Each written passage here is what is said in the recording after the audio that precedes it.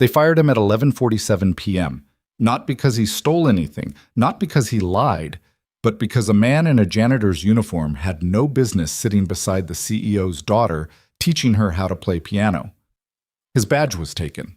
His box was set outside the door.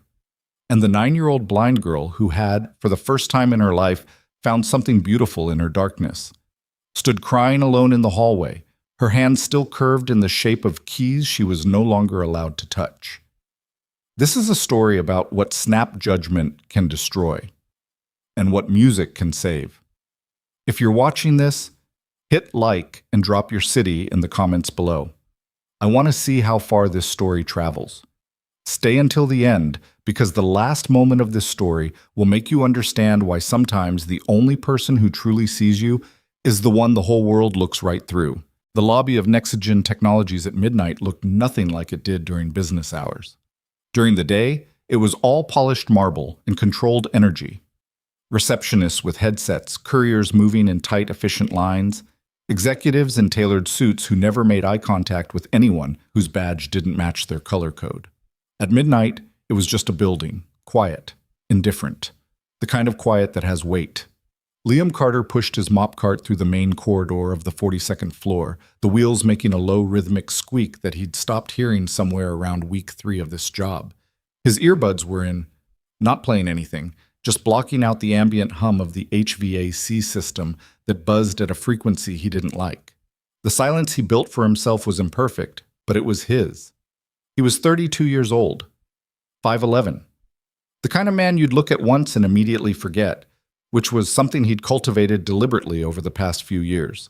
He wore his dark hair short, kept his face shaved just often enough that he didn't look unkempt, and moved through the building with the practiced invisibility of someone who had learned, the hard way, that being noticed in the wrong context costs more than it's worth. His janitor uniform was always clean. That was the one thing he was particular about. The pants pressed, the shirt collar straight. It was a small, private stubbornness that had no audience and didn't need one. His hands were the only thing that didn't match the rest of him. His knuckles were rough from the cleaning chemicals. The skin around his right thumb cracked and perpetually slow to heal, but his fingers were long and careful in a way that suggested they had been trained for something other than gripping a mop handle. They had. He didn't talk about that. It was easier, far easier, not to. The 42nd floor was executive territory.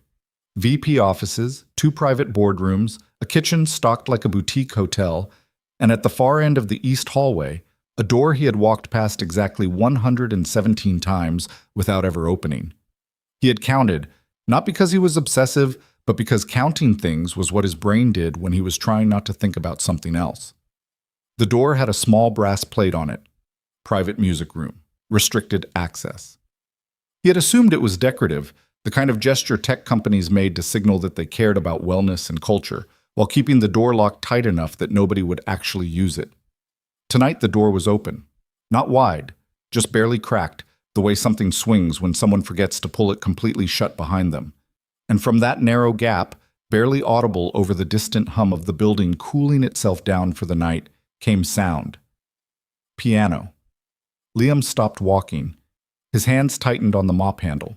Not a decision, just a reflex, the way your body responds to a smell that belongs to a different room in your memory. He stood in the middle of the hallway and listened. The playing was slow and hesitant, halting in a specific way that told him this wasn't a beginner fumbling through something new. This was someone who knew exactly what the music was supposed to sound like and couldn't make their hands produce it. You could hear the difference. A beginner's mistakes are shapeless, scattered. This playing had direction, intention, and frustration. Every stumble was followed by a fraction of a second pause that wasn't confusion. It was recognition. I know that was wrong. I know what right sounds like. He knew that particular silence. He had lived inside it for years. He should have kept moving. 4 months on this job had burned a set of rules into him that operated below conscious thought. Don't linger, don't engage. Don't be in a place you're not explicitly supposed to be when anyone with a different color badge walks by. Executive floor after 10 p.m. was technically part of his cleaning rotation, but technically within your rotation, and welcome here, were 2 entirely different things. And Liam had learned that particular distinction the hard way. in a city 400 miles from here, in a situation he had spent 3 years attempting to stop dreaming about. He stood in the hallway and listened to the piano struggle through the same 4-bar passage a second time, then a third. On the fourth attempt, something in the left hand collapsed entirely. A chord that should have resolved and instead fell apart, and there was a sound that escaped from behind the door that wasn't quite a cry and wasn't quite a word.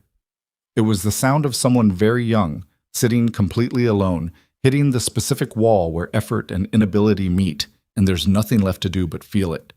Liam pushed the door open. The room was small, expensive but small. Someone had made real decisions about this space. The piano was a Yamaha Concert Grand, its black lacquered surface reflecting the soft overhead lighting, taking up most of the room in the way a well-chosen piece of furniture does, claiming space without apology. The walls were lined with acoustic paneling in dark gray fabric. There was a bench, properly upholstered, and sitting on it was a child who looked completely wrong in this setting. Not because she was out of place, but because the room was formal and adult, and she was 9 years old with a braid that had mostly come undone, a school uniform jacket sitting slightly sideways on her shoulders, and her hands resting motionless on the keys. Her eyes were closed, not closed in concentration, closed in the way of someone for whom closed was simply the default state of things. She hadn't heard him come in. The door had been well oiled and his sneakers were soft, and she was turned inward, murmuring to herself in a low voice, just barely above a whisper. Measure 16. E-flat to D. You know where D is. You know where D is. Just reach, and you do know where D is, Liam said. The girl's hands yanked back from the keys and into her lap in one sharp, startled motion. Her head came up fast, chin tilting slightly past him in a way that told him immediately she was triangulating from sound, calculating distance and position from audio alone, the way someone does when their eyes have never been part of that equation. Who's there? Her voice was steady, but the steadiness was effortful. He could hear what it cost her. I'm sorry, he said, and he meant it. I didn't mean to startle you. I work here. It was night shift, maintenance. I heard the piano, and the door was already open, so He stopped. I'll go. I shouldn't have come in. Are you security? No, I clean things. She processed that. He watched her posture shift, subtle but real. The kind of micro-adjustment a person makes when they reclassify a threat. You're not going to make me leave? Not really my call to make. Another pause. Then something in her shoulders dropped, a held breath quality releasing from her posture. I'm not supposed to be here either, she said. Not this late. Marguerite thinks I'm asleep. She checks at midnight, but it's only 11:30. Marguerite, your sitter? She prefers caretaker. The corner of Sophie's mouth moved in something that wasn't quite a smile, but lived in the same neighborhood. My name is Sophie. Liam. You play piano, Liam? He hadn't expected the question. It landed somewhere in his chest and stayed there for a moment before he answered. What makes you ask that? You didn't ask about my eyes, she said simply. Most adults do it within the first 30 seconds.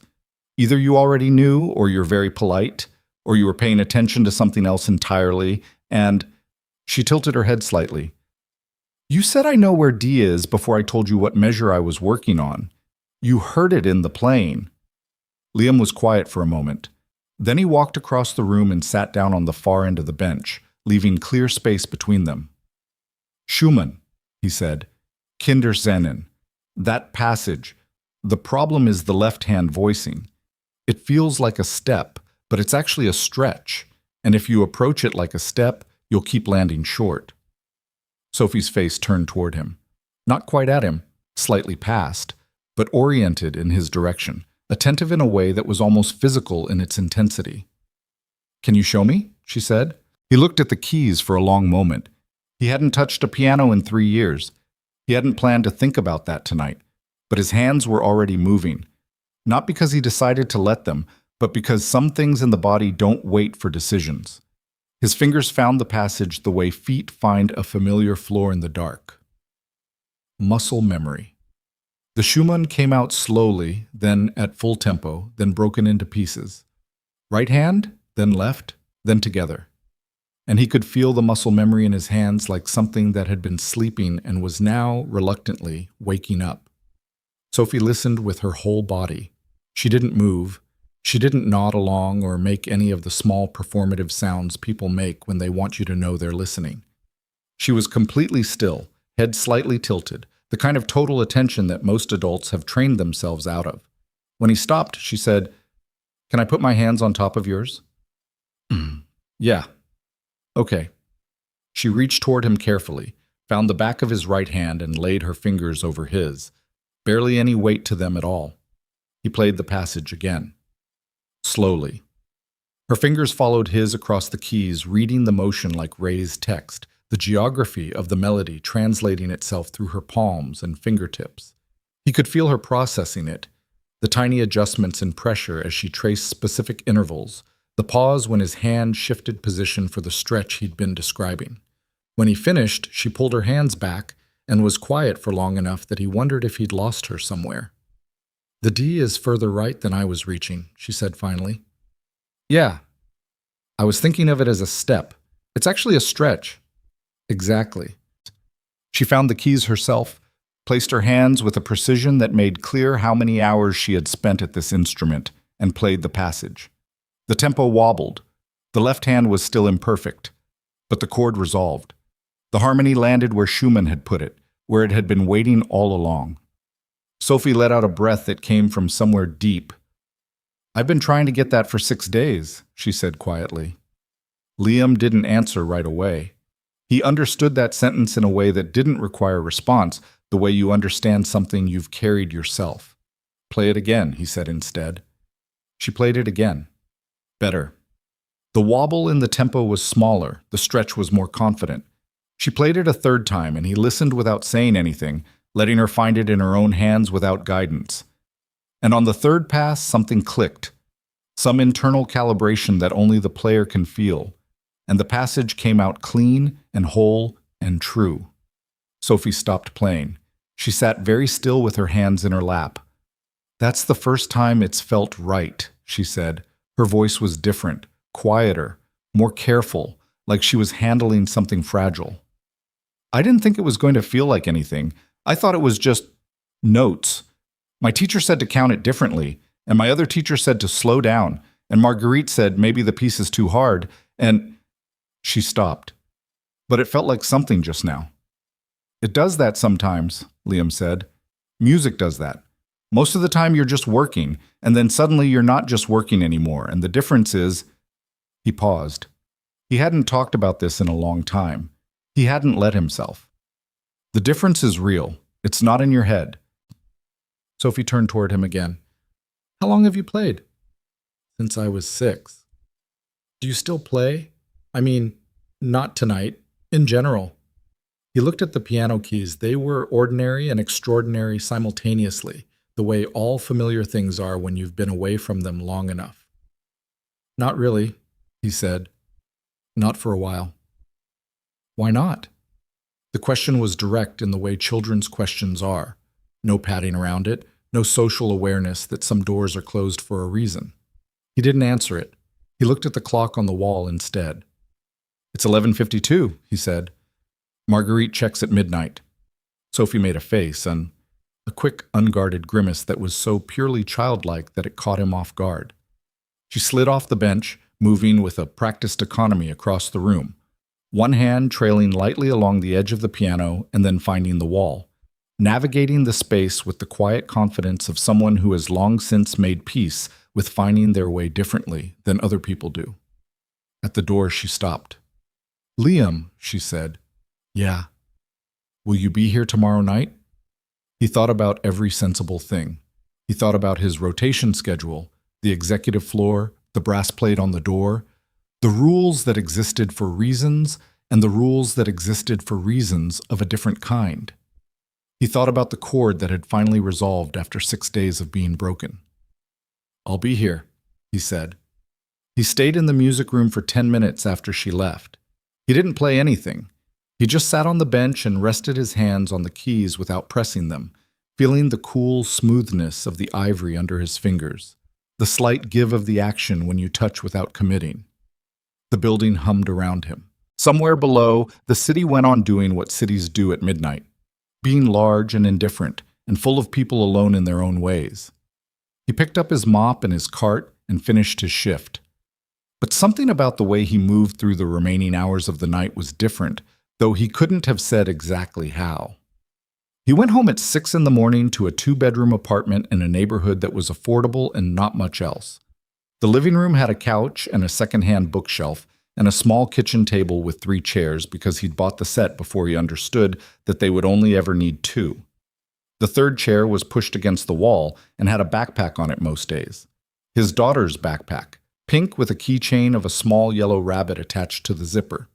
Chosen by her, defended aggressively against his suggestion that maybe a different color would show less dirt. Lily Carter was 7 years old and asleep in her room when he came home, which was the arrangement. The apartment was small enough that he could hear if she woke up while he worked, and their neighbor, Mrs. Okafor, had a key for emergencies and the kind of concerned, reliable warmth that Liam had come to depend on in ways he didn't fully examine. He changed out of his work clothes, started coffee, and sat at the kitchen table while it brewed, looking at nothing in particular.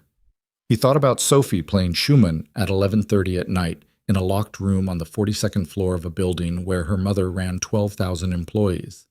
He thought about the way she had murmured to herself, "You know where Dee is, you know," the private pep talk of someone who had learned to be their own coach because the other coaches weren't always there. He recognized that too. He recognized it in a way that sat uncomfortably behind his sternum. Lily appeared in the kitchen doorway at 6:45, still in her pajamas, hair vertical on one side, dragging her stuffed elephant by its ear with the casual violence of the recently awakened.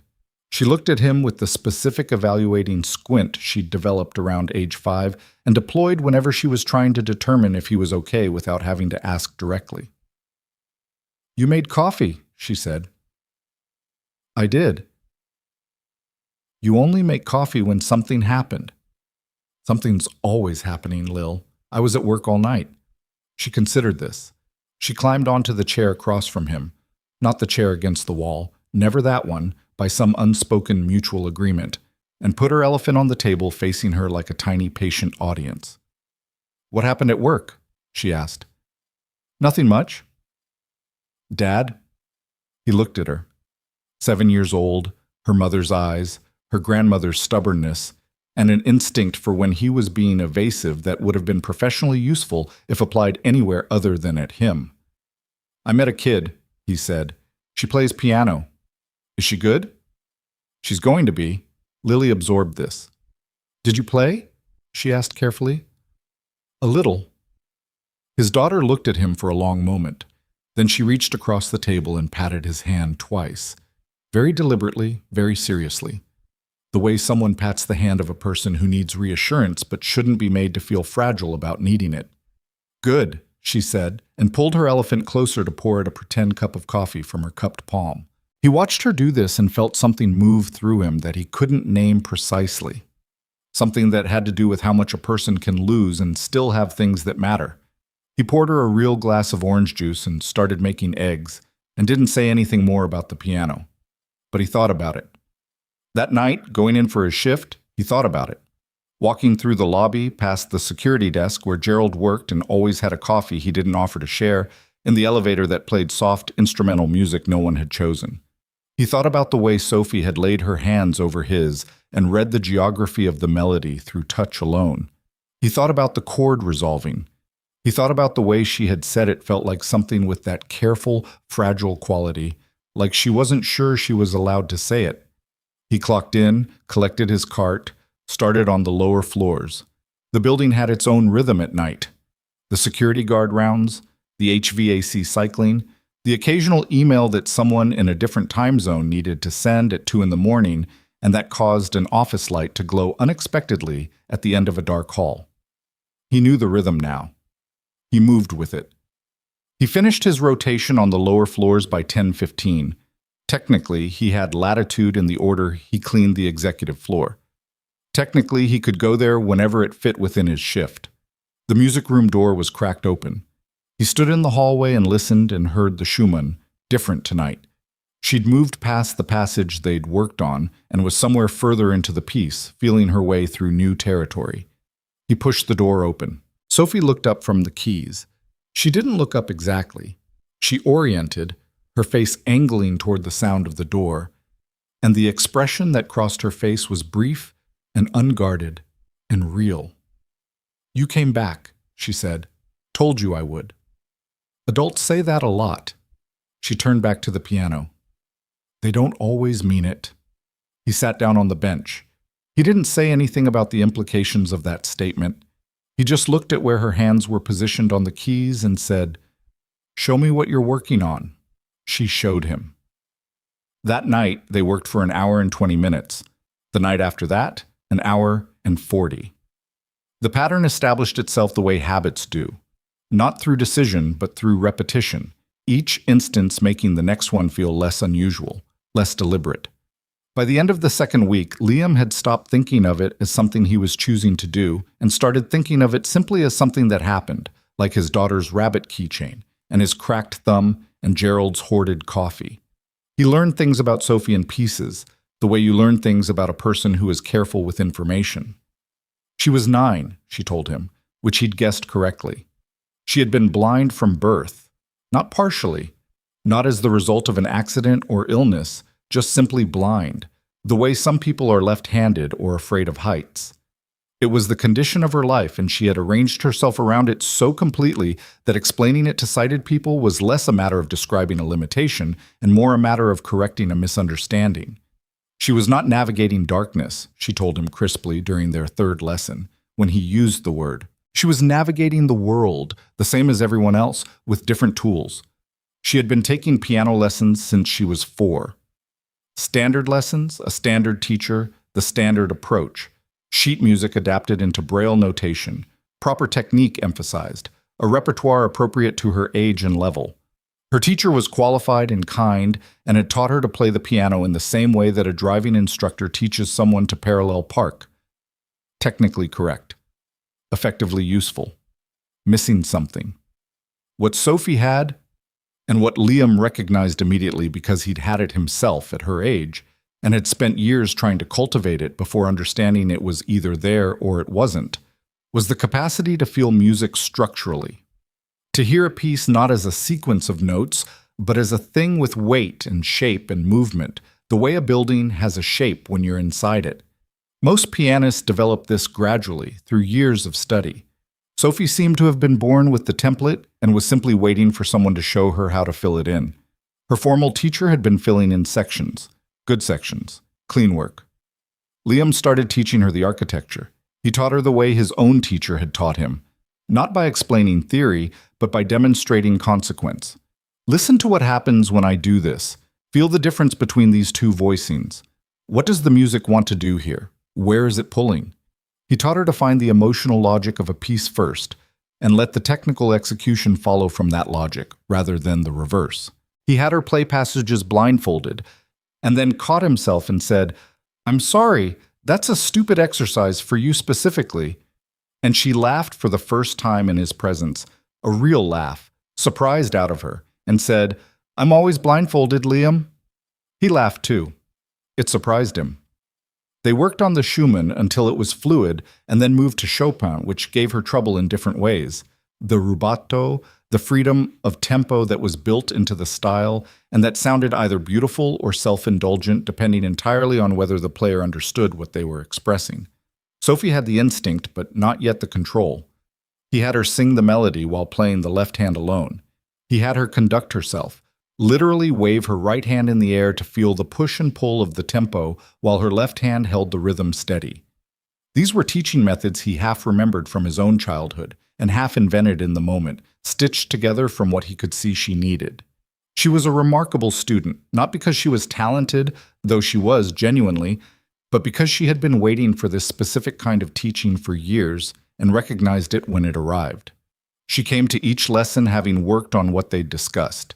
She asked questions that were precise and often caught him off guard, not because they were difficult, but because they revealed that she'd been thinking about the music independently, taking it apart in her own way between sessions, and the questions came from that private work. Once she asked him why Chopin's nocturnes felt like they were about loneliness, even in the major key passages, and he sat with that for a long moment before answering, And the answer he eventually gave was more honest than he usually was with anyone.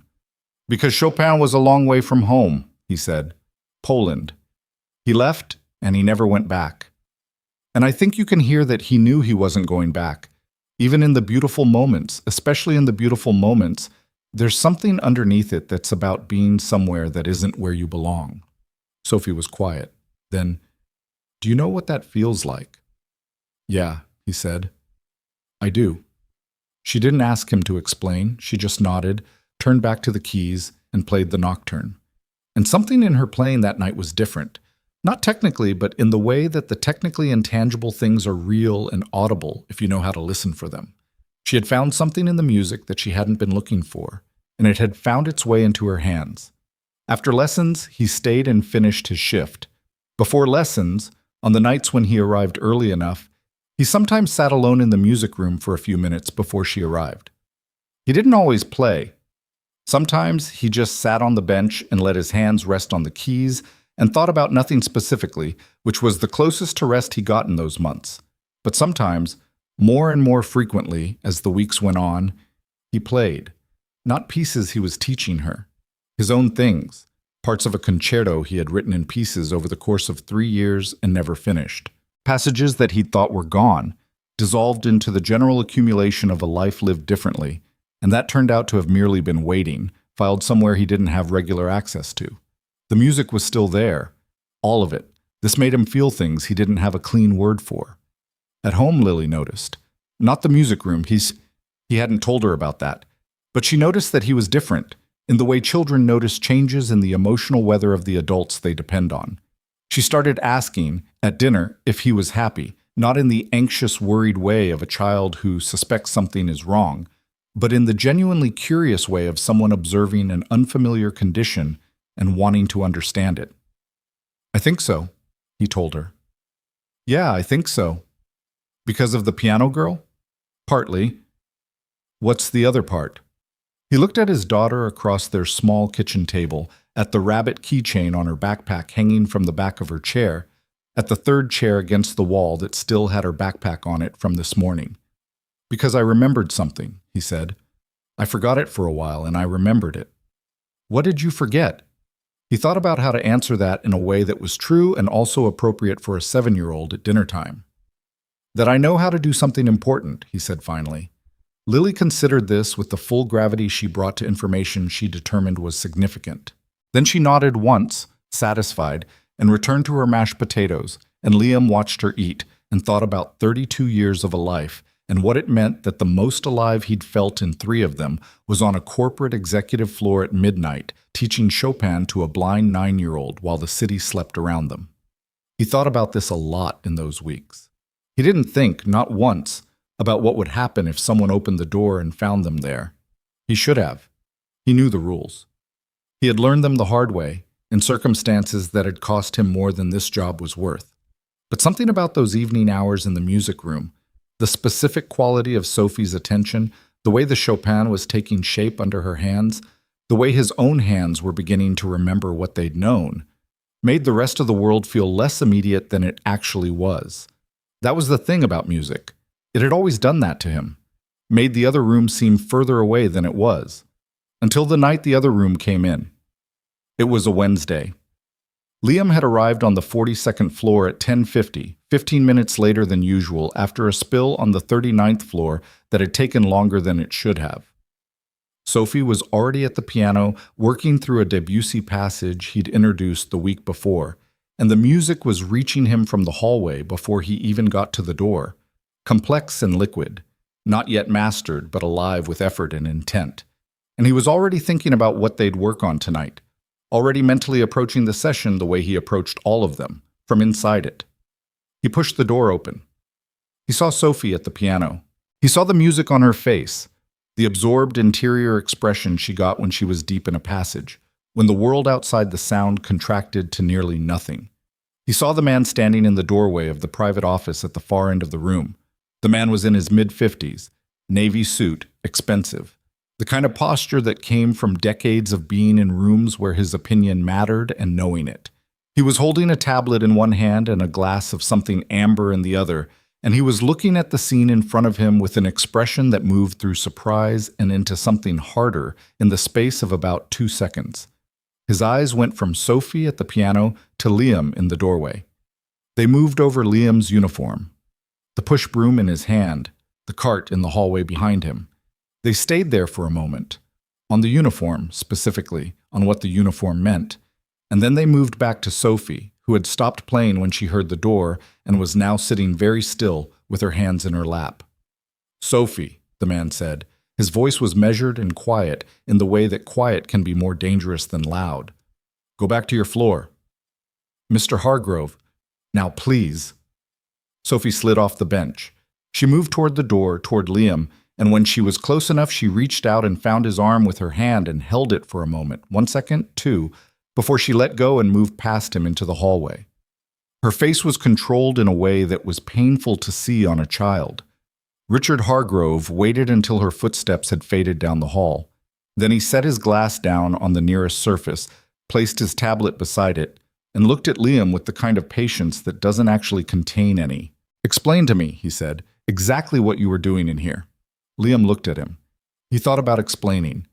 He thought about saying, teaching and watching what happened to Hargrove's expression and deciding ahead of time that it wouldn't matter. He thought about the passage he'd heard Sophie playing in the hallway. He thought about the fact that he had known, somewhere below conscious awareness, that this was always going to happen. "My name is Liam Carter," he said. "I'm on the night maintenance rotation." "I know who you are," Hargrove said. "What I asked is what you were doing in this room." "I was teaching her a piece she was having trouble with." Hargrove looked at him for a long moment. Something moved through his expression that wasn't rage. It was more deliberate than that. "You don't work in this room," he said. "You don't have clearance for this floor after 10 p.m. except for your designated rotation. And you certainly—" He stopped. Precise. Controlled. "You certainly have no business spending private after-hours time with this child. Do you understand the implications of what I'm saying?" Liam understood the implications. He understood them completely and in multiple directions simultaneously. What Hargrove was suggesting, what Hargrove was probably not intending to suggest but would use if he needed to, and what any of it mattered in the context of a conversation where the conclusion had already been reached before the first sentence. "I understand," Liam said. He was called down to the security office at 11:15. He sat across from the night security supervisor, a man named Denton, who Liam had exchanged pleasant nothings with for 4 months, and who now was very carefully not making eye contact, and listened while Hargrove had a phone call with someone Liam never saw or identified, and then Denton slid a form across the desk and said, "Mr. Carter, we're going to need your badge."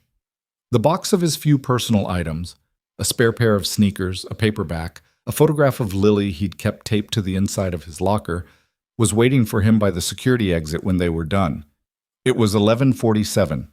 He stood on the sidewalk in the November cold and held the box against his chest and looked at the building for a moment. 42 floors of lit glass in the midnight sky, indifferent and enormous, doing what large things do, which is simply continue existing. Then he walked to the parking structure, got in his car, and drove home. He sat in the parking lot of his apartment complex for a while before going inside. He sat in the dark and didn't think about the music, and thought about the music. He thought about Sophie's hands over his on the keys, reading the melody through her palms. He thought about the Debussy he'd heard from the hallway, liquid and complex and alive. He thought about Lily at breakfast, patting his hand twice, her elephant watching from the table. He thought about the passage in the concerto he'd never finished. The third movement, which had always given him trouble, not technically but emotionally, because he'd never been sure what it was supposed to resolve into, what the ending of that particular thing was supposed to feel like. He didn't know yet. He still didn't know. He went inside, checked on Lily, and went to bed without eating, which was something he tried not to do and sometimes did anyway. He stared at the ceiling for a while. The apartment was quiet in the particular way apartments are when the only sounds are ordinary ones. The refrigerator, a car on the street outside, his own breathing. He was still awake when Lily got up at 6:45.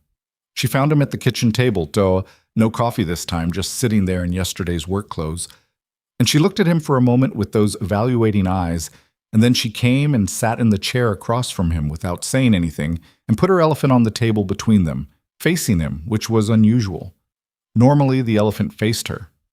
"What?" he said. "It's facing you today," she said, "so it can keep you company." Liam looked at his daughter, 7 years old, eyes that contained more than they should at this age. He reached out and touched the elephant's small velvet ear. "I lost the job," he said. Lily was quiet for a long moment. "Because of the piano girl?" "Yeah." She nodded slowly, processing. "Is she okay?" He thought about Sophie standing in the hallway outside the security office, her face composed in that controlled, painful way. "I don't know," he said honestly. Lily was quiet again. Then she reached across the table and this time didn't pat his hand but just placed hers over it and left it there, warm and small, the way Sophie had placed her hands over his to read the melody. Different hands. The same gesture, essentially. One person reaching toward another through the only medium available. He turned his hand over and held his daughter's hand, and they sat like that in the early morning quiet while the light changed outside the window. And he didn't say anything about music, and neither did she. And the third chair against the wall was still there with the backpack on it.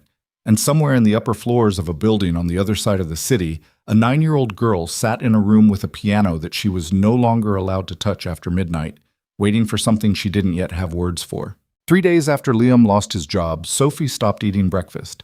Not dramatically. Not in any way that announced itself. She simply came to the table in the morning, looked at whatever Marguerite had prepared and rearranged it on the plate with her fork until enough time had passed that she could reasonably ask to be excused. Marguerite noticed on the second day and mentioned it. Sophie said she wasn't hungry. Marguerite, who was 53 and had been caring for Sophie since she was 4 and had developed a finely calibrated sense of which battles were worth fighting, made a note of it and decided to give it another day before escalating. She didn't know what had happened. Sophie hadn't told her. Sophie hadn't told anyone.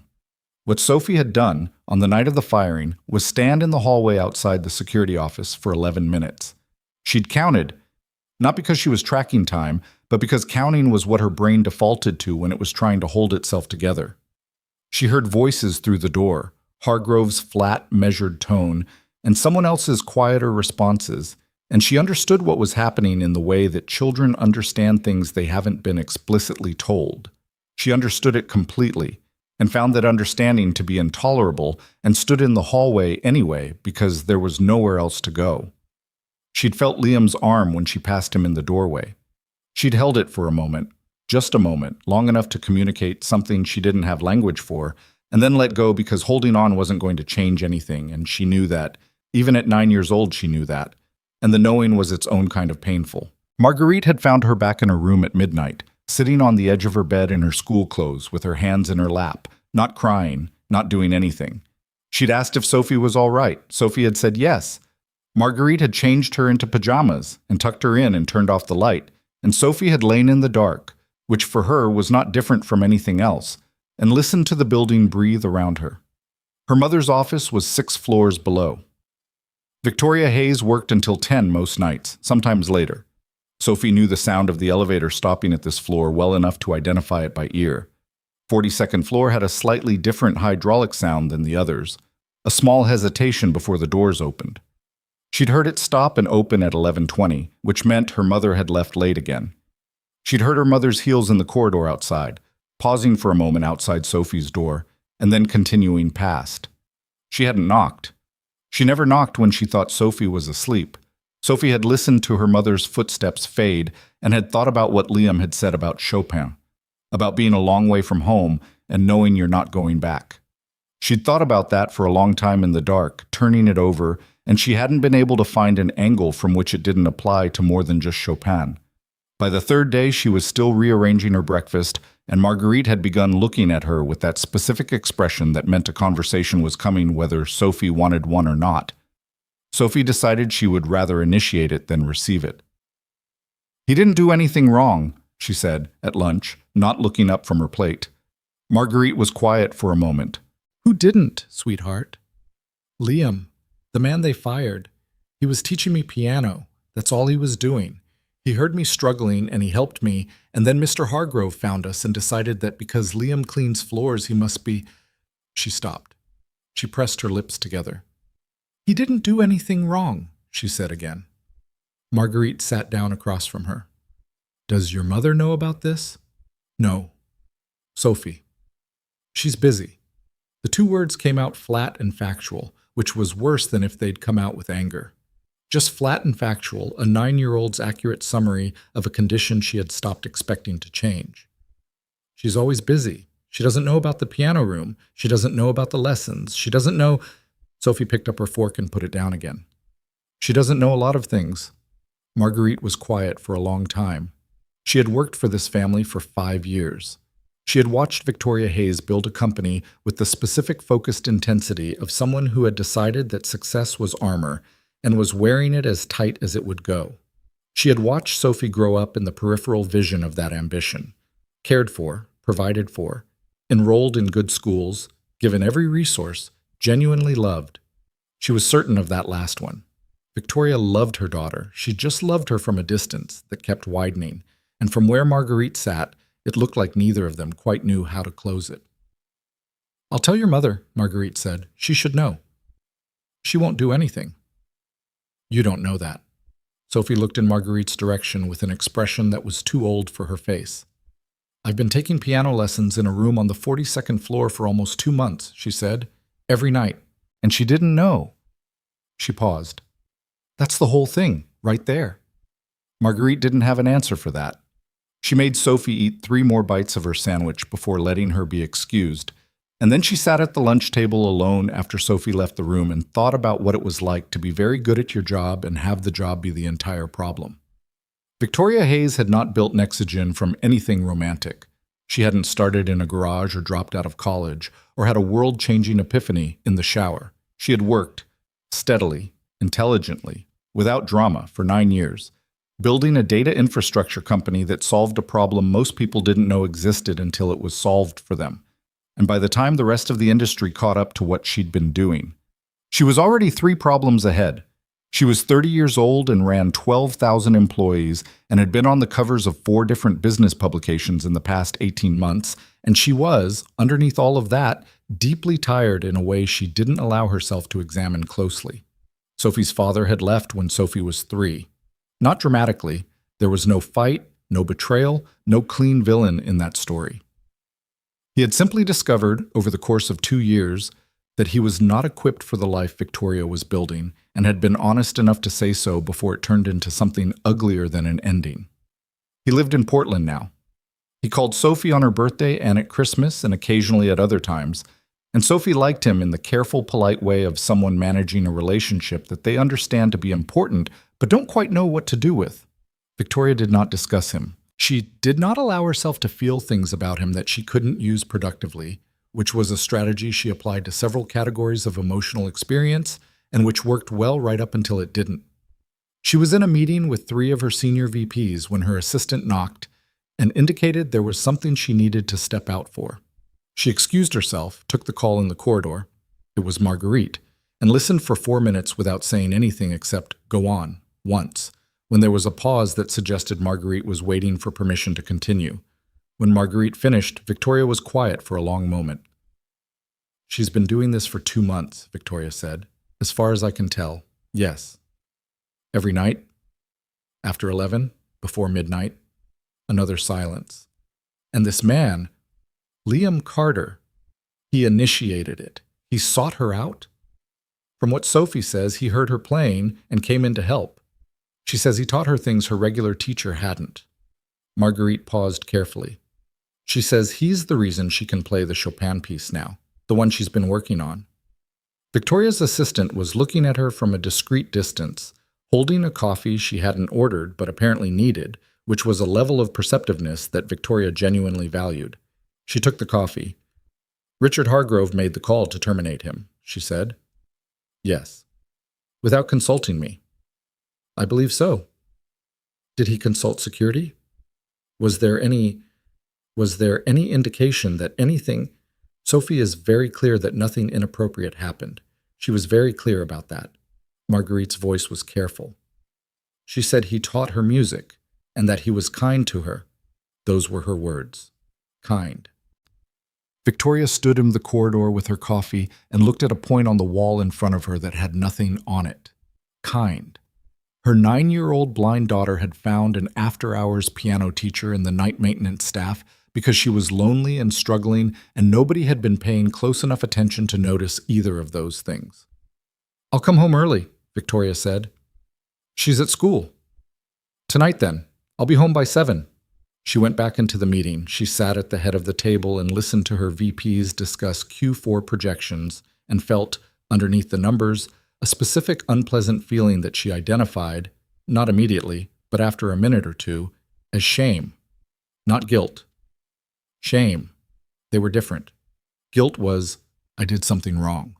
Shame was something is wrong with how I have been doing this. She had a great deal of practice managing guilt. Shame was harder. It didn't have as many handles. She was home at 6:43, which was early enough that Sophie was still at the dinner table, and looked up, oriented, adjusted, when she heard the front door. Victoria came into the dining room and put her bag on the chair inside the door and looked at her daughter eating pasta with the focused efficiency of a child who wanted to be done with dinner before anything complicated could happen. "Hi, Bug," Victoria said. "Hi." Flat. Not hostile.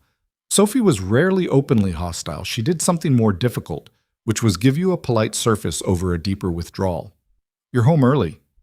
"I wanted to be." Victoria sat down across from her. Marguerite appeared from the kitchen with a plate that Victoria hadn't asked for and set it in front of her and retreated, which was a form of stage management that Victoria recognized and was grateful for. "I talked to Marguerite today," Sophie continued eating. "She told me about the piano room," Victoria said. Sophie set her fork down. "Are you angry?" "I'm not angry at you." Victoria watched her daughter's face. Sophie was 9, but she had always had an adult quality to her stillness, a capacity for patience in conflict that Victoria had always told herself was a sign of Sophie's strength, and was now beginning to think might also be a sign of how much practice she'd had. "I'm trying to understand what's been happening. Will you tell me about it? From the beginning?" Sophie told her. She was precise and chronological and unemotional in her delivery, which was a narrating style Victoria recognized because it was her own style, and seeing it in her daughter's face made the shame feeling get larger.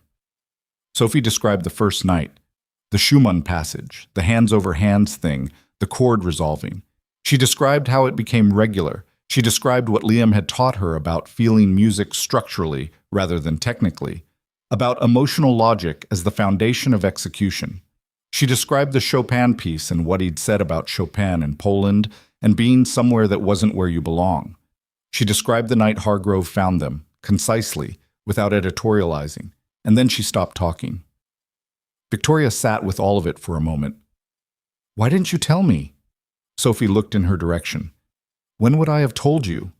The question was not rhetorical, it was genuine. And the genuine answer, which Victoria knew and Sophie knew and neither of them had to say, was that the spaces in their daily life where Sophie could have told her were narrow and inconsistent, and most of them happened after the kind of day that left Victoria visibly depleted in a way that made a 9-year-old calculate whether her thing was worth adding to the pile.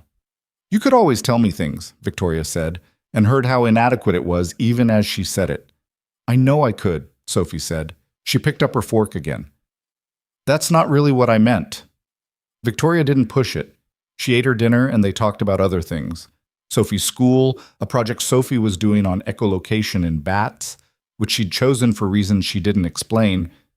And Victoria stayed until Sophie went to bed, which she rarely managed, and sat on the edge of Sophie's mattress in the dark and pushed the loose strand of hair back from her daughter's face and thought about all the nights she hadn't done this. Sophie wasn't asleep, they both knew that.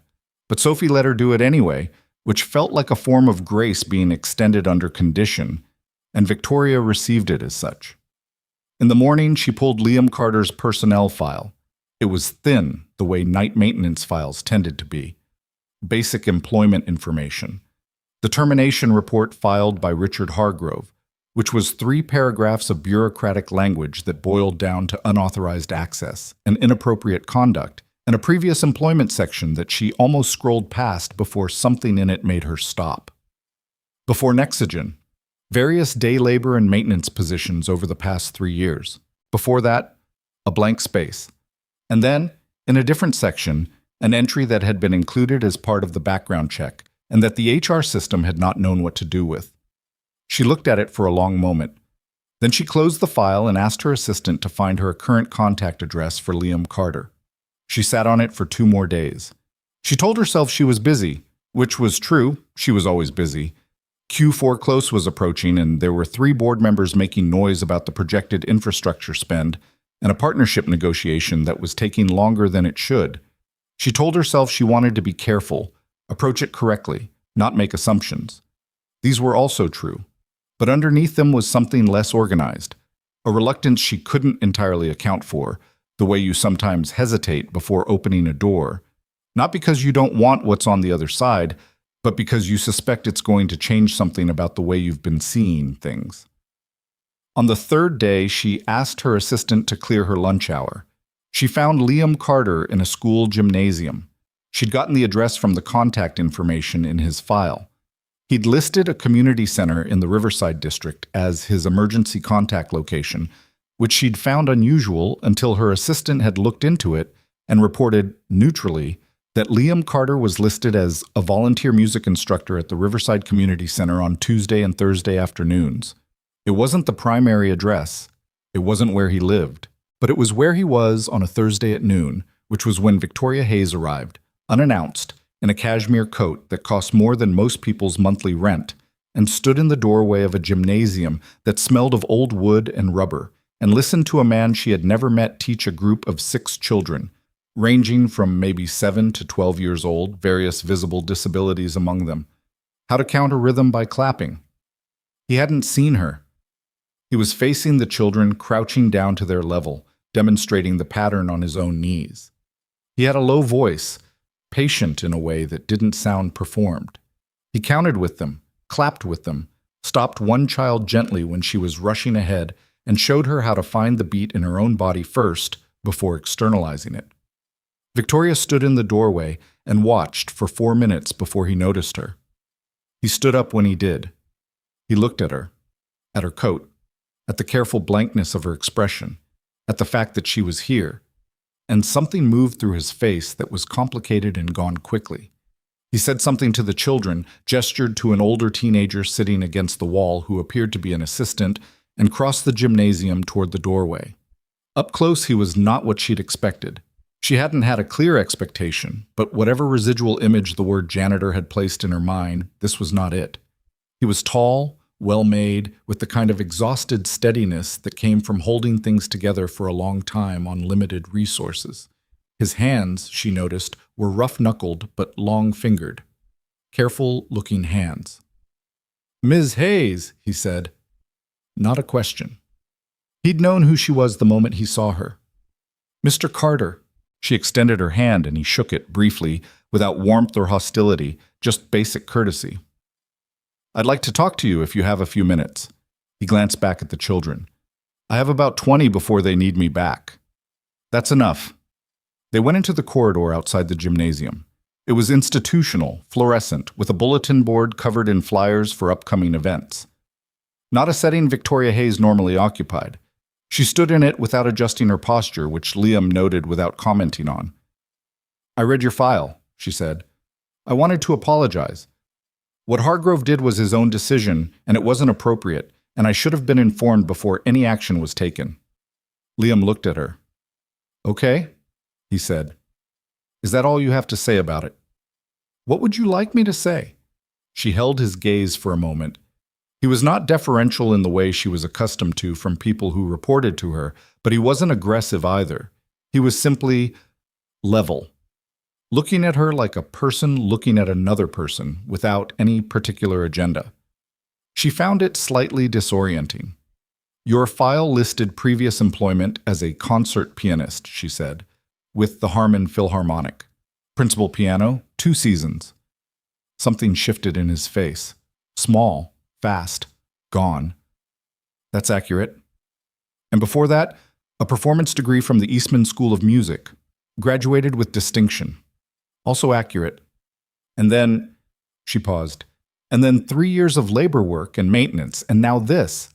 She gestured toward the gymnasium, where the clapping rhythm had resumed, slightly ragged, finding itself. Liam said nothing. He wasn't going to fill in that blank, she understood. It was a closed door, and he'd decided that in advance. I'd like to understand what happened with my daughter, Victoria said, redirecting. Not the Hargrove version, yours, he told her. The version he gave was plain and undefended, no editorializing, and it tracked with what Sophie had told her closely enough that the gaps were small and explainable by perspective rather than discrepancy. He described the first night, the Schumann, the hands over hands. He described what he'd tried to teach her and why. And then, at the end, he said something that Sophie had not said. She's exceptional, he said. Not in the way people tell parents their kids are exceptional. I mean structurally. She hears music the way some people see space, as a three-dimensional thing with depth and movement and logic. Her technical foundation is solid, but what she has underneath the technique is rarer, and it's going to take her somewhere if someone shows her how to use it. He paused. I'm not her teacher anymore. That's not what I'm saying. I'm saying she deserves someone who understands what she actually has. Victoria looked at him. Why did you do it? Initially, why didn't you just walk past the door? He was quiet for a moment. He looked at the bulletin board beside them. An announcement for a children's choir, a flyer for a CPR class. She was saying to herself, you know where D is, you know, he said, like she was trying to convince herself to trust what she knew, and I know what that sounds like. I recognize it. Victoria considered this for a moment. Because you did it yourself. Still do, he said. She looked at him. He looked at her. In the gymnasium behind the closed door, a small voice counted a rhythm imperfectly and was gently corrected and tried again. My daughter told me that you told her that Chopin's music sounded like someone who was far from home and knew he wasn't going back, Victoria said. She's been thinking about it for days, I can tell. Liam said nothing. She also hasn't been sleeping well, Victoria said, or eating normally. She said this levelly, not accusingly, stating a fact. She misses the lessons. She misses... Victoria stopped. She looked at a point on the bulletin board. She misses having something that was hers, she said. Something that happened because of her, not because of who I am. The silence that followed this was honest in a way that Victoria didn't always allow herself. She stood in the fluorescent corridor of a community center that she'd never been in before and let it be honest. She talks about you, she said finally. Not constantly, but specifically. She talks about you the way people talk about someone who saw them clearly. Liam looked at the floor for a moment. She's easy to see, he said. She puts herself right in front of you. She does, Victoria agreed, and then, more quietly, she doesn't do that with everyone. The implication of that landed between them, and neither of them picked it up immediately. Victoria cleared her throat. I'd like to ask you something that I want you to answer honestly. Okay? Is there a reason you stopped playing professionally? Beyond the 3 years, is there something that... She measured her words. I'm not asking to pry. I'm asking because I'm trying to understand who I'm talking to. Liam looked at her for a long moment. Then he looked at the gymnasium door. Through it, the unsteady rhythm had become steadier. I had a daughter, he said. I have a daughter. She's 7. Her name is Lily. He said this in the careful way of someone clarifying something that's been misunderstood before. Her mother died when Lily was 4, and afterward I made choices about what mattered and what didn't, and music felt like something I didn't have the right to need anymore. Like it was a luxury that cost too much. He paused. I was wrong about that, probably. I'm still figuring that out. Victoria was quiet. She had not expected that. She was not the kind of person who became emotional easily, or at least she had trained herself not to appear to be, but something about the plainness of what he'd just said. I made choices about what mattered and what didn't. Did something to her chest. I'm sorry, she said. It was 3 years ago. That doesn't actually matter, does it? He looked at her with something new in his expression. Not quite surprise, something quieter than that. No, he said. It doesn't. She straightened. She looked at her watch. A reflex, not a genuine check of time. I'd like to offer you a position, she said. Not maintenance. I have a foundation, small, operating on the side. We fund arts education programs in underserved schools.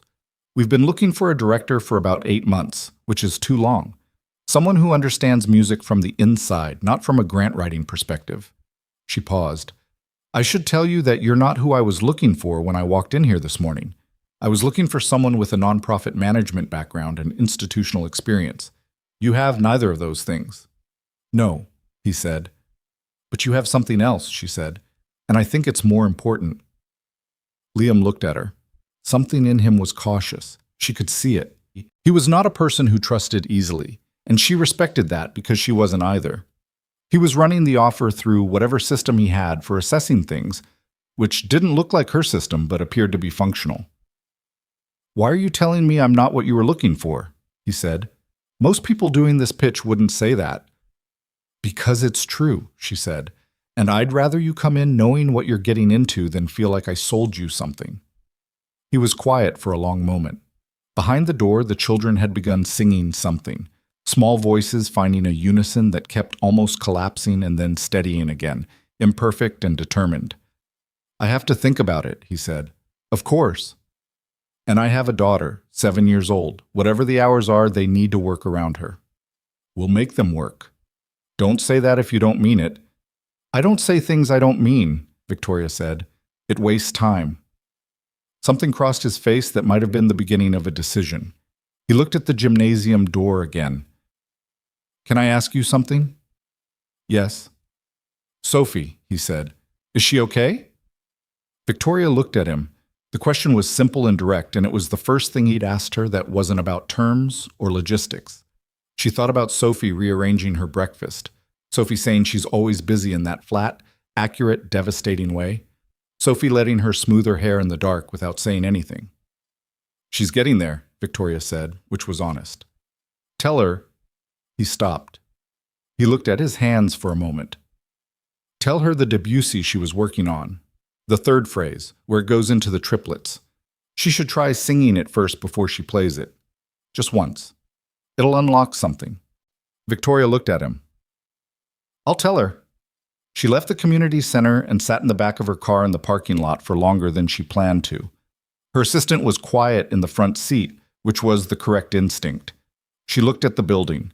Institutional, gray, and probably full of music on a Thursday afternoon, and thought about a man who had stopped playing because he decided he didn't have the right to need it anymore, and had then spent 3 years of night shifts and Thursday afternoons quietly proving himself wrong in the smallest possible venues.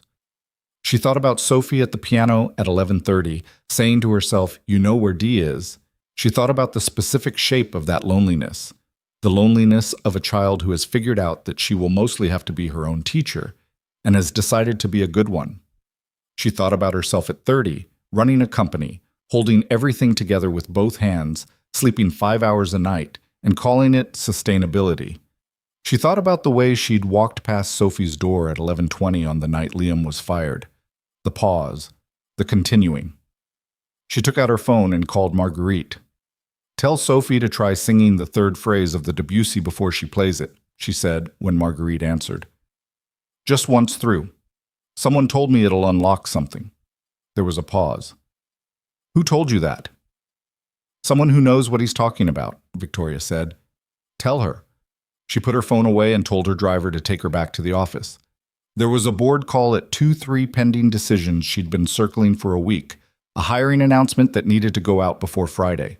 The ordinary machinery of the life she'd built, humming along with or without her attention. She gave it her attention anyway. She was good at this, and she didn't plan to stop being good at it. But she sat in the back of the car on the way to the office and allowed herself to think clearly, for the first time in a long time, about the difference between what she was building and what she had already built, what was in the office and what was at home, and which of them would still be there in 20 years and which of them would look back at her. Meanwhile, in the third-floor apartment in the Riverside district that he'd been in for 2.5 years, Liam Carter made dinner for his daughter, pasta, because Lily had opinions about most foods and pasta was safe territory, and thought about the offer. He thought about it while he cooked. He thought about it while Lily narrated the plot of a book she was reading about a girl who trained horses, which required very little of him beyond occasional nodding. He thought about it while he did the dishes, and Lily sat on the kitchen counter watching him because she was not supposed to sit on the kitchen counter, and this was a battle he had stopped fighting. "You're thinking," Lily announced. "I'm doing dishes." "You're doing dishes and thinking. You have the face." "What face?" She pointed at him, finger extended in the direct way of the very young. "That one." He looked at her. 7 years old on the kitchen counter with her rabbit keychain pressed between her palm and the cabinet. He thought about the community center, the gymnasium, the unsteady rhythm becoming steadier behind the closed door. He thought about what he'd said to Victoria Hayes. "I made choices about what mattered and what didn't. And the way she'd said that doesn't actually matter, does it? And how she'd been right. Someone offered me a different job," he said. Lily's eyebrows went up. "At the building?" "A different one. Music. Teaching kids music." She thought about this very seriously. "Kids like the piano girl?" "Yeah, like her." "Would you be good at it?" He looked at his daughter on the kitchen counter in the lamplight of their small kitchen. He thought about Sophie placing her hands over his and reading the melody through her palms. He thought about the Chopin, the way it had changed the night Sophie understood what it was about. He thought about the third movement of the concerto he'd never finished, and whether the problem was that he'd been trying to write the ending before he knew what the resolution felt like from the inside. "Yeah," he said, "I think I would." "Then you should do it," Lily said, with the simple authority of someone for whom the logic was obvious and the hesitation was puzzling. She hopped off the counter, which she was also not supposed to do without help. "Can I have more pasta?" He gave her more pasta. He thought about the offer for the rest of the evening, and then he called Victoria Hayes's number, which she had given him on a card that he'd put in his jacket pocket, and then worried he'd lose before he was ready to decide. She answered on the second ring. "I'll take it," he said, "on the condition that the foundation works with kids like the ones at the community center, not just music students, kids who don't have access." "That's already the mandate," she said. "And the hours? We'll make them work," she said. "I meant it." He stood in his kitchen with the phone in his hand and the lamplight yellow on the counter, and Lily's voice from the living room where she'd migrated with her pasta, and her book, narrating something to her elephant that he couldn't quite make out. "Okay," he said.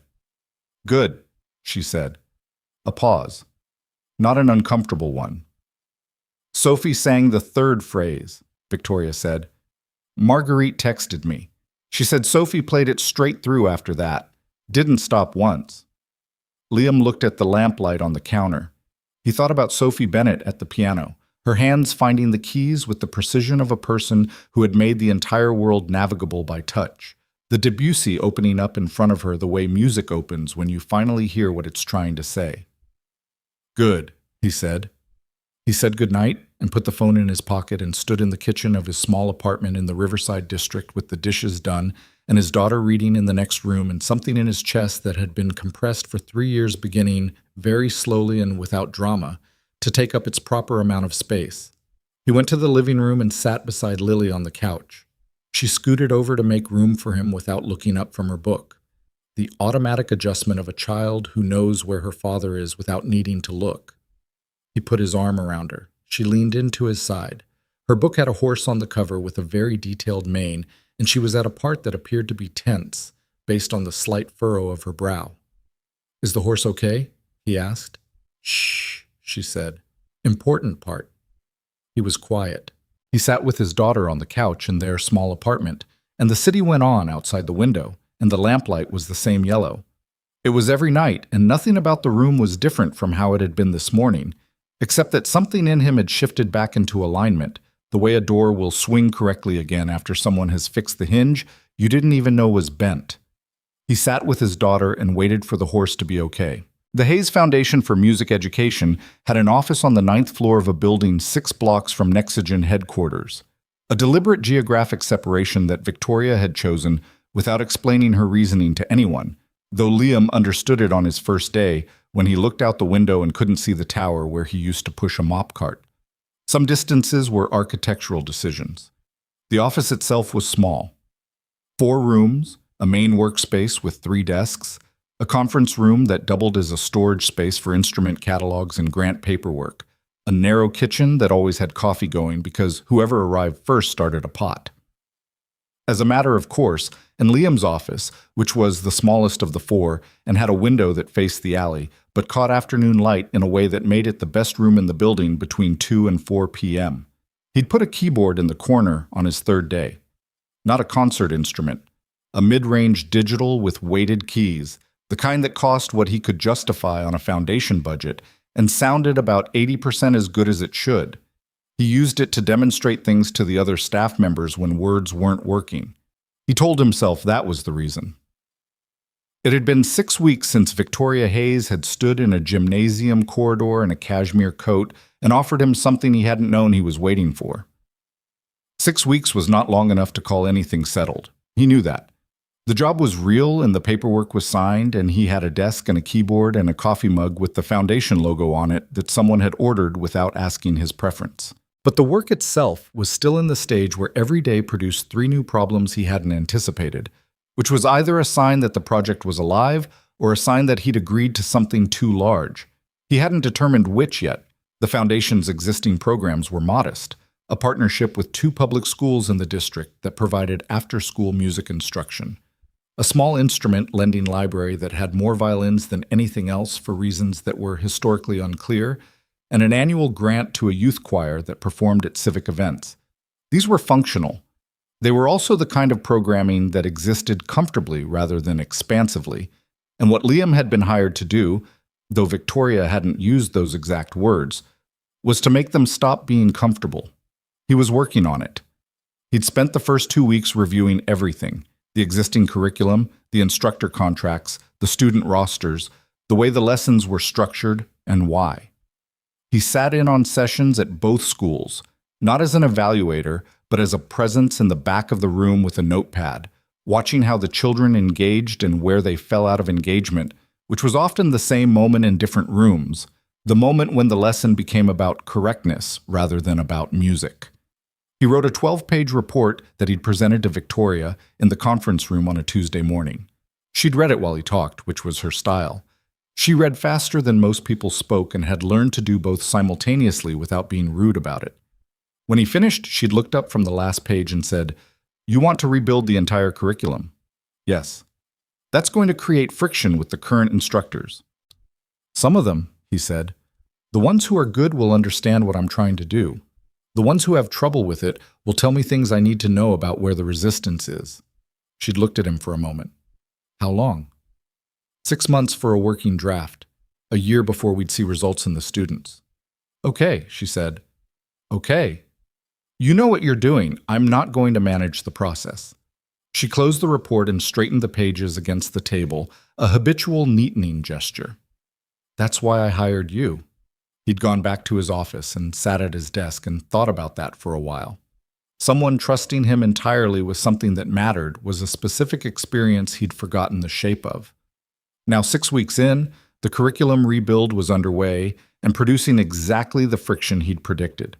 He was also, simultaneously, in the middle of 3 separate conversations with school administrators about expanding into 4 new partner schools, managing a grant application deadline that had moved up by 2 weeks without warning, and trying to figure out what to do about Marcus. Marcus Weil was 11 years old. He attended one of the Foundation's partner schools on the east side, a public middle school that was underfunded in the particular way that institutions are when they've been underfunded for long enough that it's become structural rather than situational.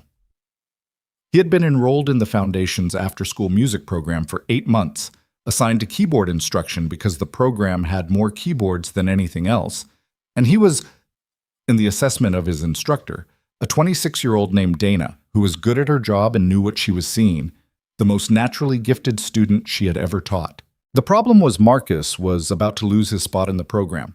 The program had a participation requirement.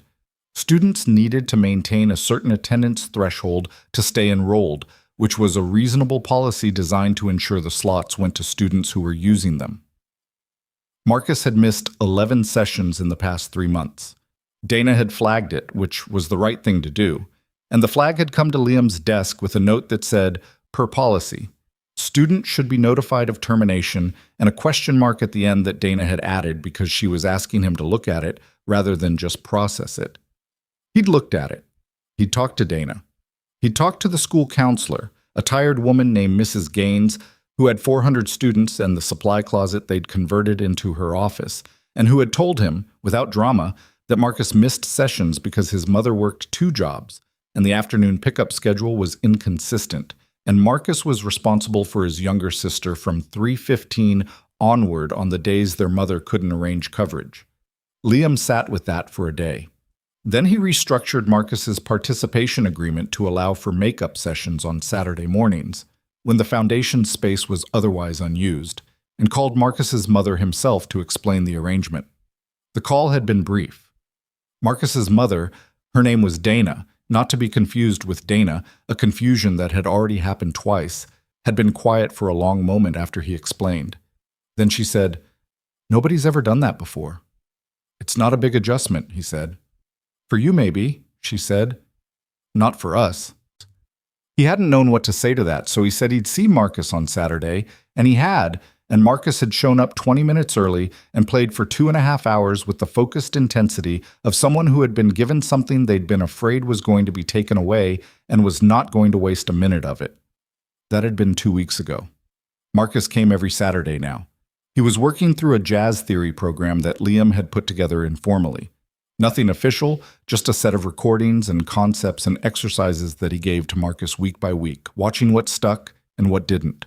Marcus had perfect pitch, which he hadn't known was unusual, which itself was somehow both heartbreaking and clarifying. He'd assumed everyone heard music the way he heard it. He was 11 years old and had been carrying this rare instrument in his chest his entire life without knowing it was rare. Liam thought about that a lot. How many Marcuses there were. How many Sophie Bennetts, for that matter? How many children with something extraordinary in them, sitting in underfunded rooms with inconsistent pickup schedules and braid that had mostly fallen apart, working through the same 4 bars for 6 days because nobody had shown them where D actually was. This was the thing that kept him at his desk until 7 most evenings, which Lily had registered and commented on in the particular way she had of commenting on things she disapproved of. Not directly, but by being asleep when he arrived home and then awake at 6 a.m. with an expression that suggested she'd been thinking about it. "You were late again," she said on a Wednesday morning, not looking up from her cereal. "I know, I'm sorry." Mrs. Okafor watched me. "I know," I texted her. "She let me watch TV until 9. "That's between you and Mrs. Okafor." Lily finally looked up. She had her mother's eyes. He thought about that often. The way certain things persisted regardless of what you did or didn't do, the genetics of a person you'd loved carrying forward in the face of the child you were raising alone. "Are you happy?" she asked. Same question she'd asked a month ago. She was checking. "Yeah," he said. "I am. It's a lot of work and I keep finding more to do." "Is that bad?" "No," he said. "Actually, no, I don't think it is." She considered him for a moment with those evaluating eyes. "Okay," she said, and returned to her cereal, which was her version of provisional acceptance. He was also, peripherally, still aware of Richard Hargrove. He hadn't seen the man since the night in the music room. Hargrove was still at Nexogen, still a senior VP, still occupying the same office on the 42nd floor. And this was something Liam knew because Sophie had mentioned it, not bitterly, but factually, in the way she mentioned most things. The firing had generated no formal review, no inquiry. The termination report remained in the system as written. This was a reality that sat at the back of Liam's awareness in the way that unresolved things do. Not consuming his attention, but present. The way a sound you can't identify persists under other sounds until you either find the source or stop being in the building. He had not discussed this with Victoria. It was not his place to discuss it. He'd been hired to run a foundation, and he ran the foundation, and what happened in the executive floors of Nexogen was a separate country with its own weather. He saw Victoria regularly now, in a professional capacity, weekly check-ins that were efficient and substantive and occasionally ran long when they got into the details of curriculum design, which was the area where they agreed most completely and also disagreed most productively. She asked good questions. She challenged assumptions without being combative, which was a skill that looked easy and wasn't.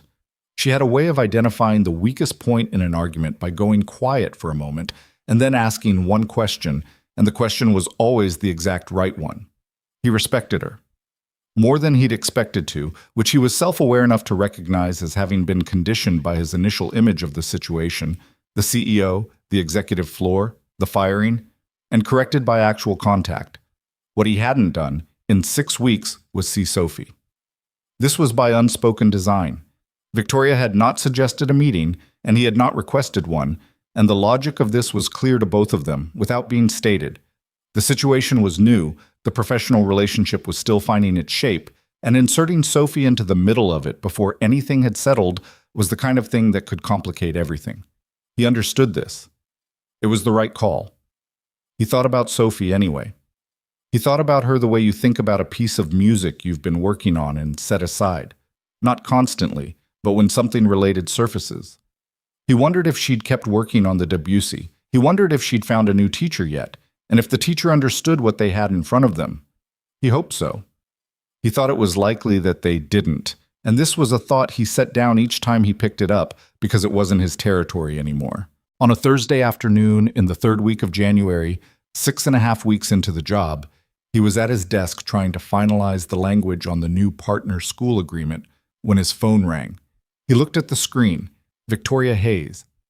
He answered. "Are you in the office?" she said. "Yes. I'm coming over. 20 minutes. A pause, which was unusual. She didn't usually pause. "It's not about work."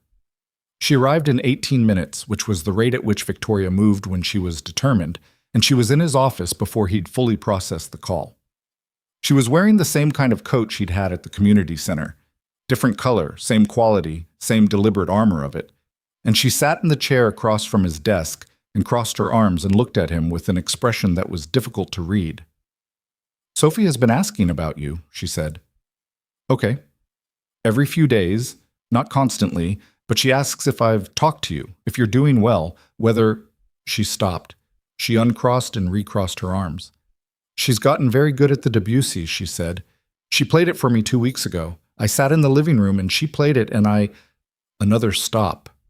Victoria Hayes was someone who chose her words with precision, and the pauses were not hesitation, but editing.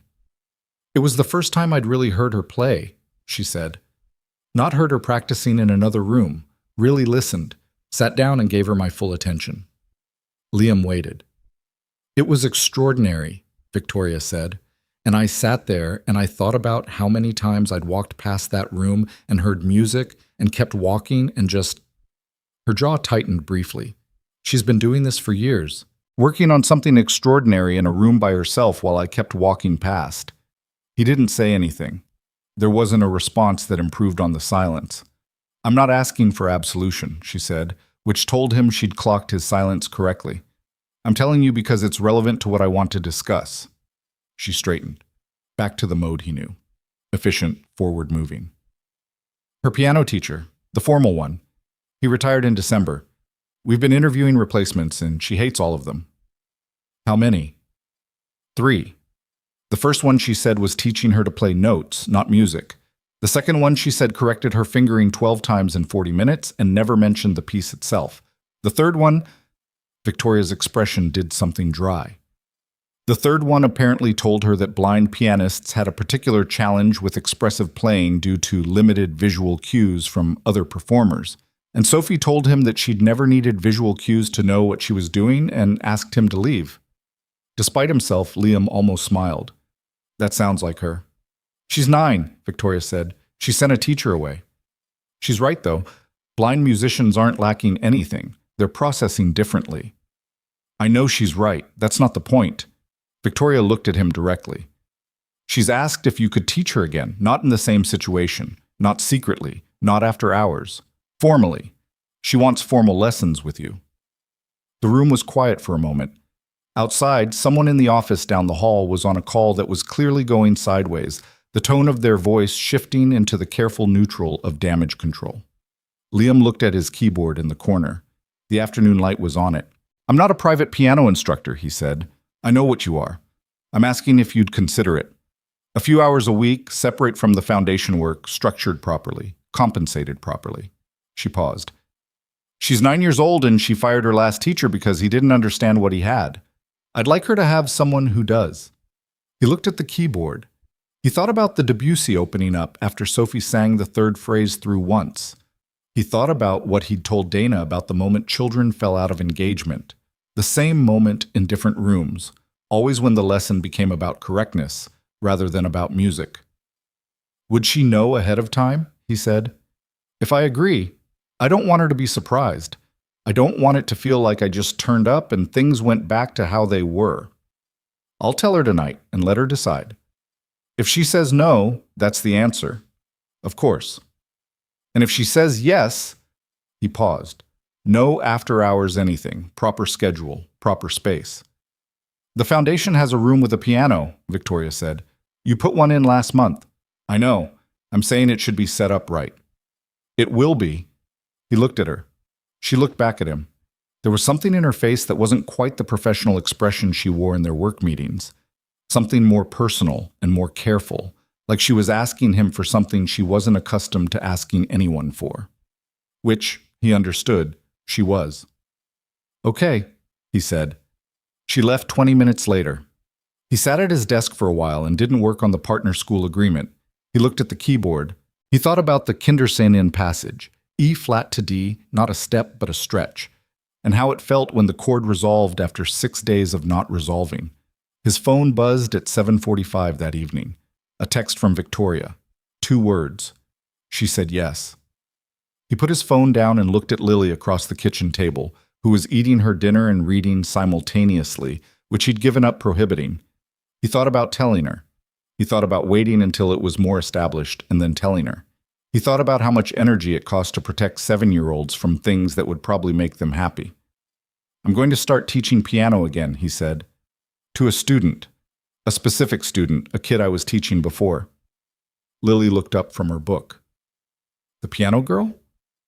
Yeah. She thought about this for a moment. Does she know you're going to teach her again? I just found out she said yes. Did you know she was going to say yes? He considered. I hoped. Lily nodded slowly. You should get her something, she said. For being a good student, Mrs. Perino gives us stickers. She's 9, not 5. Stickers are good at every age, Dad. She went back to her book, case closed. The first lesson was the following Saturday morning, 10 o'clock. The foundation's room with the piano that was slightly better than the digital keyboard in his office, but not as good as the Yamaha on the 42nd floor. He arrived early and set up the music stand and found he was doing the thing he did when he was nervous, which was straightening things that didn't need straightening. Victoria brought Sophie at 5 minutes to 10. She knocked on the open door and Sophie came in first, navigating the room with her left hand trailing slightly, cataloging the space. The piano's location established by its bulk and the smell of instrument polish, the music stand beside it, the chairs, the window. She was dressed in regular clothes, not her school uniform, which somehow made her look younger and more like herself simultaneously. She stopped near the piano. It's not as nice as the one upstairs, she said. No, Liam agreed, but it's real. It is. She was quiet for a moment. Then, are you going to teach me the same way or differently, because this is official now? Same way, he said. Maybe more systematically since we have more time, but the same way. She considered this with the seriousness she brought to most things. Okay, she said. Then, I'm glad you came back. He thought about several things he could say to this. He picked the simplest one. Me too, he said. Victoria stayed for the first 10 minutes, sitting in the chair by the door with a folder open on her lap that she wasn't really reading. Then she put the folder down, watched her daughter and Liam work through the opening of the Debussy. Sophie demonstrating what she'd built in the weeks since he'd last heard her, Liam listening carefully, nodding at certain moments and making a small sound at others that meant yes, keep going. And she stood up quietly and left the room and closed the door behind her. She stood in the hallway outside the closed door for a moment. Through it, she could hear the piano, and Sophie's voice asking a question, and Liam's voice answering, and then the piano again, the Debussy, different this time, something added, something extended, the music finding a phrase it hadn't found before. She stood and listened to this for longer than she planned to. Then she went down to the lobby and found a coffee shop 2 blocks away and sat at a table by the window and looked at her phone without using it and tried to identify the specific quality of the feeling in her chest, which was unfamiliar enough that it took her a while to place. It was something close to relief. Not the relief of a problem solved. She was experienced enough with problem solving to know that this was not a solved situation, that it was a beginning with all the uncertainty that beginnings carried. Something more like the relief of having stopped moving in the wrong direction, of reorientation. The feeling of a compass needle that has been spinning, finding north. She sat with it and let it be what it was. Meanwhile, in the music room 3 floors up, the lesson had moved past the Debussy into new territory. Liam had introduced a Bach invention, 2-part, designed to develop independence between the hands, which was a technical goal, but which also had an architecture that Sophie would respond to once she heard it structurally. He played it through once at full tempo, then broken down. Sophie listened in that total body way she had. When he finished, she said, "The 2 voices are arguing." "Not exactly arguing," he said, more like arguing, she said again, more certain. "But they agree at the end." He stopped. "Yeah," he said. "Actually, yeah. That's it." She found the opening position on the keys. "Can you show me the right hand first?" He showed her the right hand. She played it back. He showed her the left. She played it back. These were the building blocks. And what he was watching, which was what he was always watching in the foundation classes, with Marcus on Saturday mornings, with Sophie now, was the moment when the technical information became musical understanding. It happened at different speeds in different students, and in some it barely happened at all, regardless of how you taught. In Sophie it happened fast, and then it went deep, the way water in certain landscapes disappears underground and then reappears somewhere else entirely, enriched by whatever it passed through. She played both hands separately 3 times each and then said, "Can I try them together?" "You don't have to rush it." "I know," she said, "but I think I have it." She did. Not perfectly. The independence wasn't there yet, the left hand following the right slightly too closely in a few spots, but the intention was correct. The architecture was understood. The 2 voices argued and agreed at the end, and Sophie Bennett heard them doing it, and it showed in her hands. After the lesson, Victoria came back up, and they stood in the hallway for a few minutes while Sophie used the restroom, a detail so ordinary that it briefly and unexpectedly moved Liam, the plainness of it, the way an ordinary Saturday morning had assembled itself out of what had seemed 3 months ago like wreckage. "How'd she do?" Victoria asked. "She told me the Bach voices were arguing, but they agreed at the end," he said. Victoria looked at him. "Is that right?" "That's more or less a musicologically accurate description of contrapuntal tension and resolution in the Baroque style, yeah." She was quiet for a moment. "She's 9, she said again, but differently than before. "She is," he said, "and she's going to be something." Victoria nodded slowly, and there was something in the nod that he hadn't seen in her before. Not the efficient acknowledgement of a decision-maker, but the quieter, less armored thing of a mother hearing something true about her child and letting herself fully receive it. Sophie came back down the hallway, navigating without her hand on the wall this time. She'd mapped the space in the course of the morning and didn't need it anymore. She was wearing her jacket and pulling her gloves on, and she stopped when she was close to them by sound and orientation. "Same time next week?" she asked Liam. "Same time next week," he said. "I'm going to practice the Bach every day," she said. "So the hands are more independent." "Good. And record yourself if Marguerite has a way to do that. I want you to listen back and tell me what you hear that I didn't ask you to hear." She considered this. "What does that mean?" "It means listen to your own playing the way you listen to mine when you put your hands on top of mine," he said. "What does your playing tell you about what you don't know yet?" Sophie turned this over in her mind visibly, her face moving through concentration and then a kind of curiosity. "Okay," she said, "I'll try." They left and Liam locked up the room and went back to his office to finish the partner school agreement that he hadn't finished yesterday. He sat at his desk and opened the document, and the afternoon light was on the keyboard in the corner. He worked for 2 hours without stopping, which was unusual for him on a Saturday, But the words were coming clearly, and the structure of the agreement made sense in a way that it hadn't yesterday, and he didn't question the reason for that. At 3 in the afternoon, his cell rang. He glanced at the screen and didn't recognize the number. He almost let it go to voicemail. Then he picked up. "Mr. Carter." The voice was male, older, measured in the particular controlled way of someone who is choosing their register deliberately. "My name is James Whitfield. I'm on the board of the Harmon Philharmonic." Liam's hand tightened slightly on the phone. He hadn't heard that name spoken aloud in 3 years. The Harmon Philharmonic. Principal piano, 2 seasons, the position he'd left without finishing, the life he'd folded and put away in a box he didn't open. "I'm aware of who you are," Liam said. "We've been following your work with the Hayes Foundation," Whitfield said. "The curriculum proposal that's been circulating in arts education circles." A pause. "And we've been told you've started composing again." Liam looked at the keyboard. He hadn't told anyone he was composing again. He told himself it was just working through old material, not composing. The distinction had always been somewhat artificial, and he knew it. "Where did you hear that?" he said. "That's not important," Whitfield said. "What's important is that we're planning a benefit concert in April. For arts education funding, there's overlap with your work, which is why the conversation came to us naturally. We're looking for a program anchor, something original." Another pause. "We'd like you to consider performing. And if there's original work, something you've been developing, we'd like to consider programming it." The room was very quiet.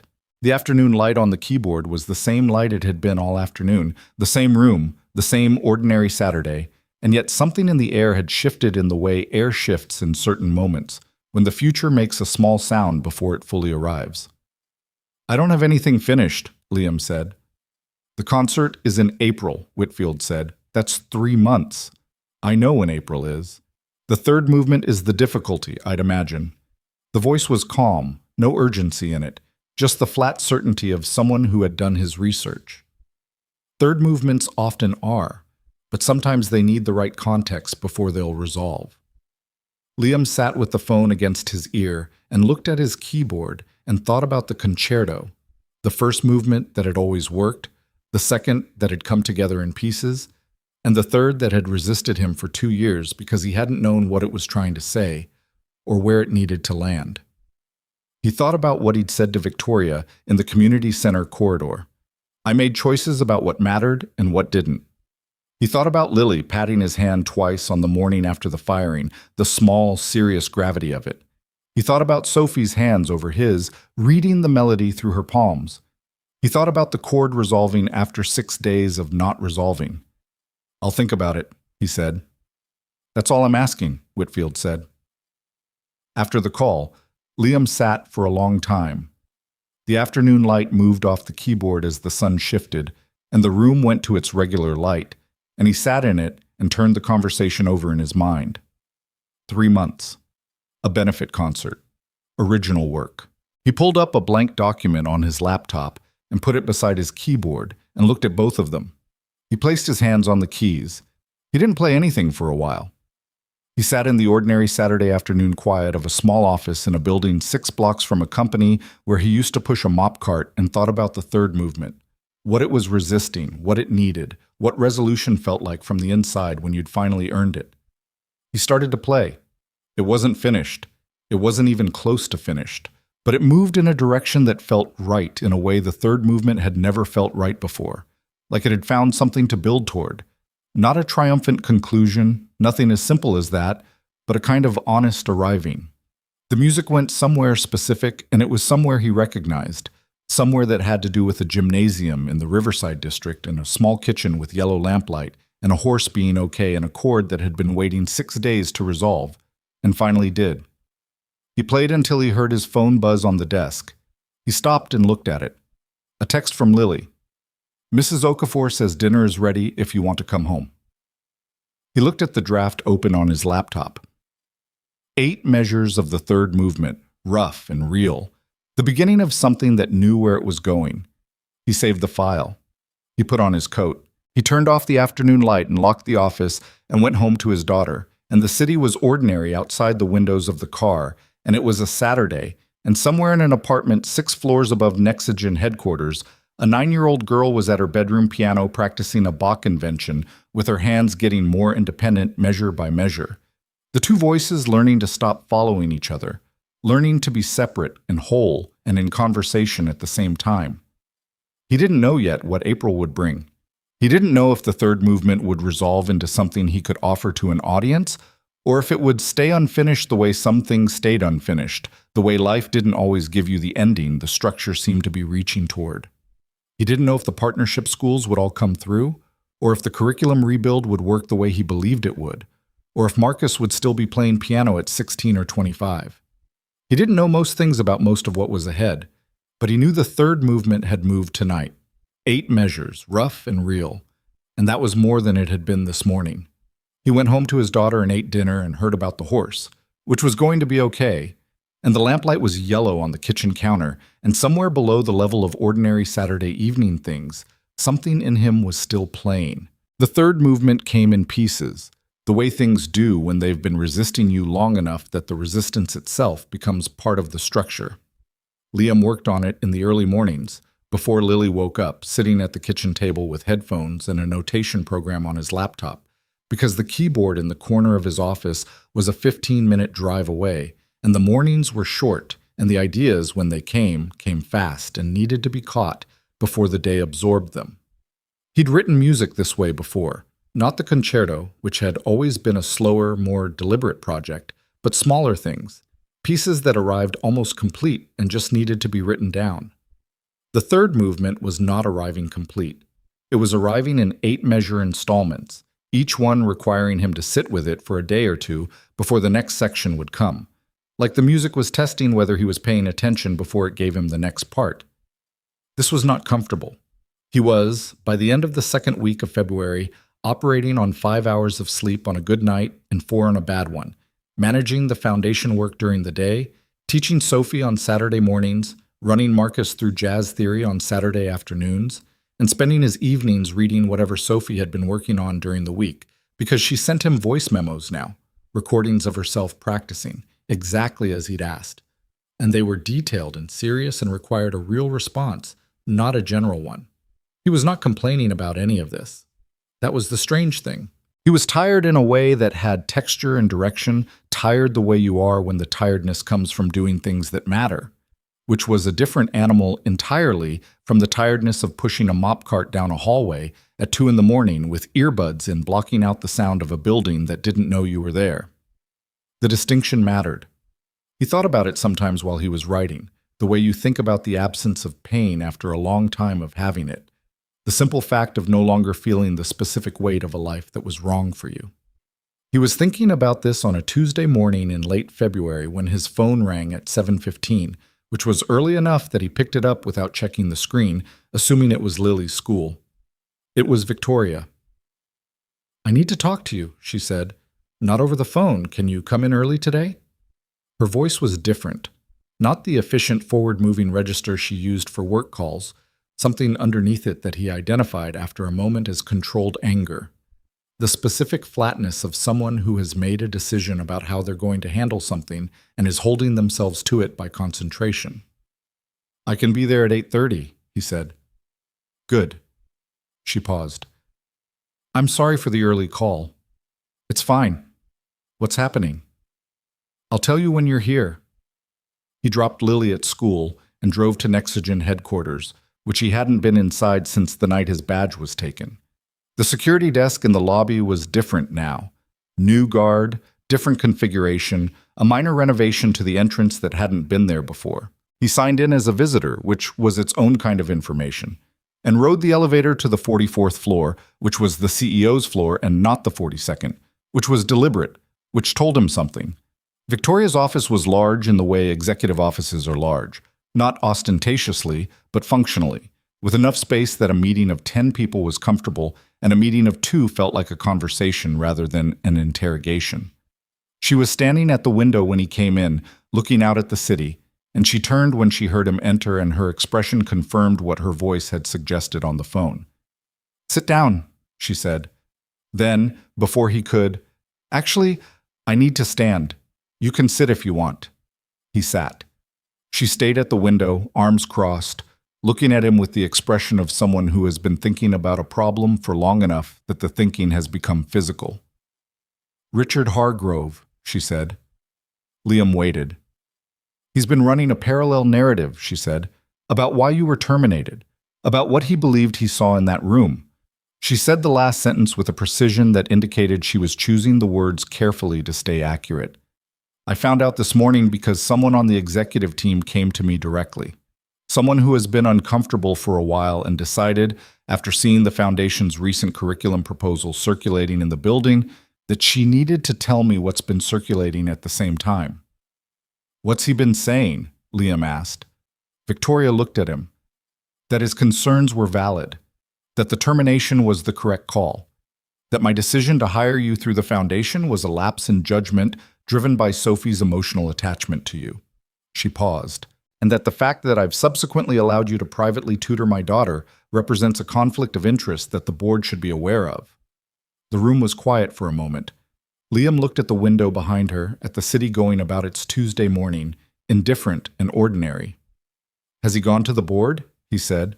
"He's raised it informally with 2 board members," she said, "which in practice means he's built a small fire and is waiting to see if it catches." "And will it?" Victoria was quiet for a moment. "The board is...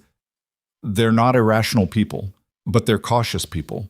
And the narrative Hargrove is running is constructed carefully enough that it doesn't require them to believe the worst. It only requires them to be uncertain enough to ask questions." She uncrossed her arms. "Which is a much lower threshold." Liam thought about this. He thought about the termination report in his file. 3 paragraphs of bureaucratic language that had never been reviewed or amended. He thought about the word inappropriate sitting there in the system, uncontested, available to anyone who wanted to build something on it. "What do you want to do?" he said. She looked at him with something that wasn't quite surprise, more like a recalibration. He suspected she'd expected a different question, possibly a more defensive one. "I want to make the truth the loudest thing in the room," she said, "which means being direct with the board about what actually happened, what my decision-making process was, and why the Foundation's work speaks for itself." She paused. "But I want to know what you want to do. This affects you more than it affects me. You're the one whose record has something in it that shouldn't be there." Liam looked at her. He thought about several responses. He picked the honest one. "I want it corrected," he said. "I don't need Hargrove to apologize to me. I don't need it to be a public thing. But the termination report says what it says, and it's wrong, and it should say something different." Victoria nodded once. "I'll have legal pull the file today. We'll issue a corrected record and a formal statement of wrongful termination." She said this like it was a reasonable administrative task, and not the thing it actually was, which was an acknowledgement that a man's reputation had been damaged by a decision made in under 2 minutes on the basis of a uniform and nothing else. "The board?" he said. "I'll handle the board." She said this with the specific calm of someone who had handled boards before and was not worried about this one. "There's a meeting Friday. I'll address it directly." "You don't have to do that," he said. She looked at him. "Of course I do. I mean, it's your company. You don't owe me a board meeting." "Liam." She said his name in a way that wasn't quite impatient, but was in the neighborhood. "You didn't do anything wrong. You sat down beside a lonely child who was struggling with a piece of music and you helped her. That's what happened. If I let a version of events stand that says something different, I'm managing a story. I'm not interested in managing a story." She picked up a folder from her desk, glanced at it, put it back down. "I'm interested in it being correct." He looked at her for a moment. There was something he wanted to say that wasn't quite professional territory, something about the difference between people who were fair and people who were just, and how he'd spent most of the past 3 years assuming that the categories rarely overlapped. He didn't say it. He filed it in the place where things go when they're true and not yet speakable. "Okay," he said. "There's something else," she said. She walked to her desk and sat down, which was a shift. She'd been standing the whole time, which he now understood was a physical management of her own emotional state, and sitting down was a signal that the next thing was different. "The board meeting is Friday. Hargrove will be there, which he always is. And when I address this directly, I want the Foundation's work to be part of what I'm presenting. not defensively. I don't want it to look like I'm justifying my decisions through outcomes, which is a logical trap. But the work is real, and it should be seen. She looked at him. I want you to come. To the board meeting. Yes. You want me to present the foundation work to the board of directors of Nexogen Technologies? Yes. He thought about this. I've never done a board presentation. I know. I'll help you prepare. Victoria, you know the work better than anyone, she said. Better than me, better than our communications person, better than anyone who could stand up there. The board doesn't need a polished presentation. They need to see someone who understands what they're doing and why it matters. She paused. You're that person. He sat with it. He thought about Marcus arriving 20 minutes early on Saturdays. He thought about the 12-page curriculum report that Victoria had read while he talked. He thought about Mrs. Gaines in her converted supply closet with 400 students and the careful, exhausted precision with which she'd described Marcus's situation. How long do I have to present? He said. 10 minutes. I can do it in 8. Something in her expression shifted, not quite a smile. Something quieter and more real than a smile. I know you can, she said. They spent 3 hours that afternoon preparing, not rehearsing, exactly. Liam was not the kind of person who benefited from scripted rehearsal, and Victoria seemed to understand this without him saying it. Instead, they went through the foundation's work systematically, with Victoria asking the questions she expected the board to ask, and Liam answering them, and Victoria occasionally stopping him to say, that answer is accurate but too long, or that's the right instinct, but you buried the important part, and him going back and trying again until they both felt it was right. It was a strange afternoon, functional and focused, and also somehow more honest than most of his conversations with most people, including people he'd known considerably longer. At one point she said, "Tell me about Marcus." He told her about Marcus. Not the institutional version, the enrollment data and the attendance remediation and the Saturday program. The real version, Marcus at the keyboard, perfect pitch he'd assumed was universal, the jazz theory program, the way he played as if the music was something he'd been keeping alive inside him for years and was only now being given the conditions to let out. Victoria listened to all of it without interrupting. When he finished, she was quiet for a moment. He's not in the board presentation, she said. No, too personal. I don't have his mother's permission to use him as an example in that context. Good call. She made a note. But tell me that story somewhere it can be heard. A grant application, a donor letter, something. I will, he said, when the time is right. She looked at him. The time is usually before you think it is. On Friday morning, he put on the best clothes he owned, which were good clothes. He'd bought them for a concert 2 seasons ago, and they still fit and still worked, and this was not lost on him, the way certain things persist in your closet as evidence of a life that hasn't entirely ended.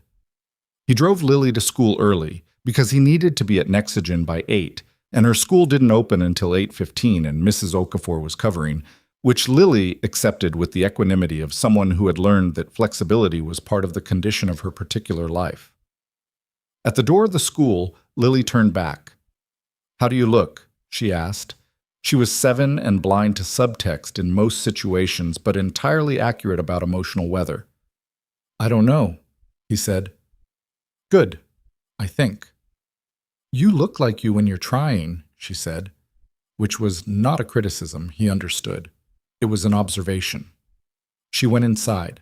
The Nexogen boardroom was on the 45th floor, one above Victoria's office, with a view of the city that was impressive in the automatic, indifferent way of impressive views. They were there whether you looked or not. The board was 8 people, seated around a long table, with the various specific types of attention that board members give. Some engaged, some evaluating, some already somewhere else. Richard Hargrove was at the far end. Liam saw him before Hargrove saw him, and used the 2 seconds to look at him plainly and without the overlay of the night in the music room that his memory kept wanting to apply.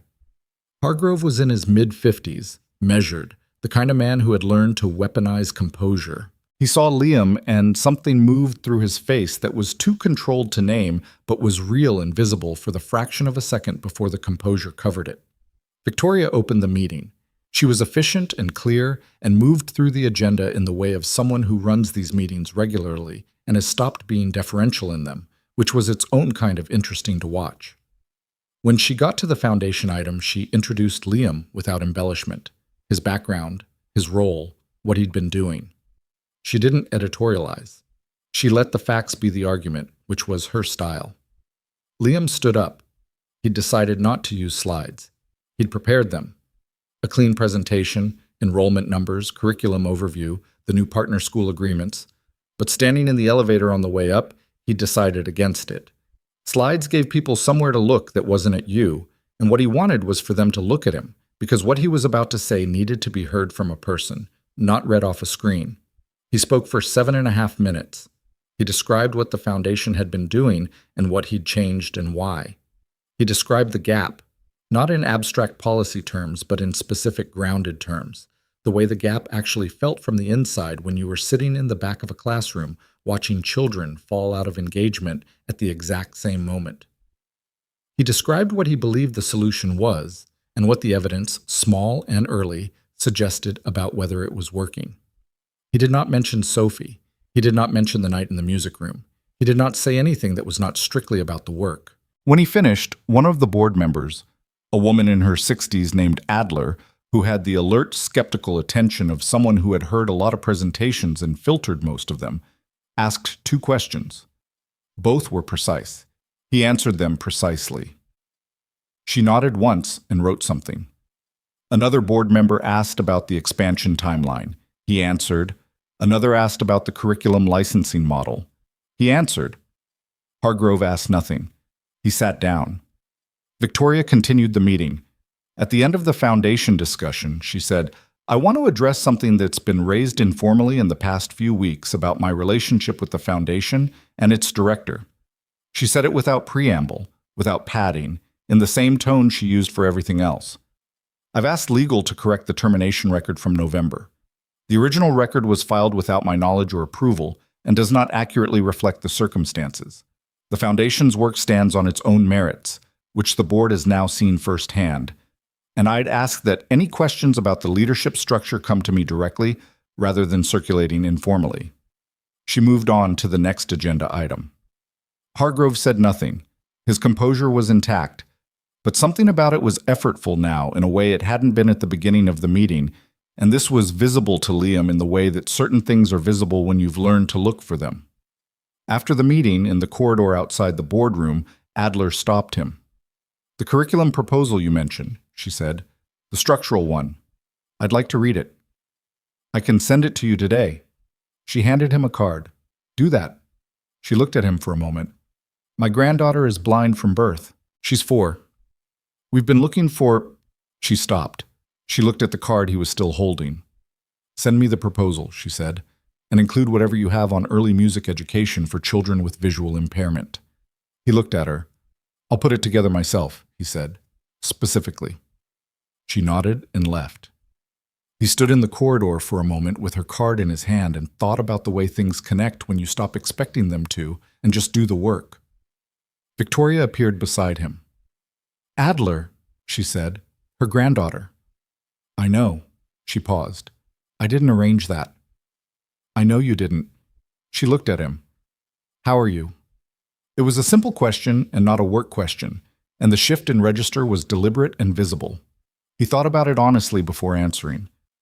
Better than I expected to be, he said, considering I was in that room 6 hours ago. Hargrove isn't going to say anything further, she said. I'm confident of that. Because of this morning?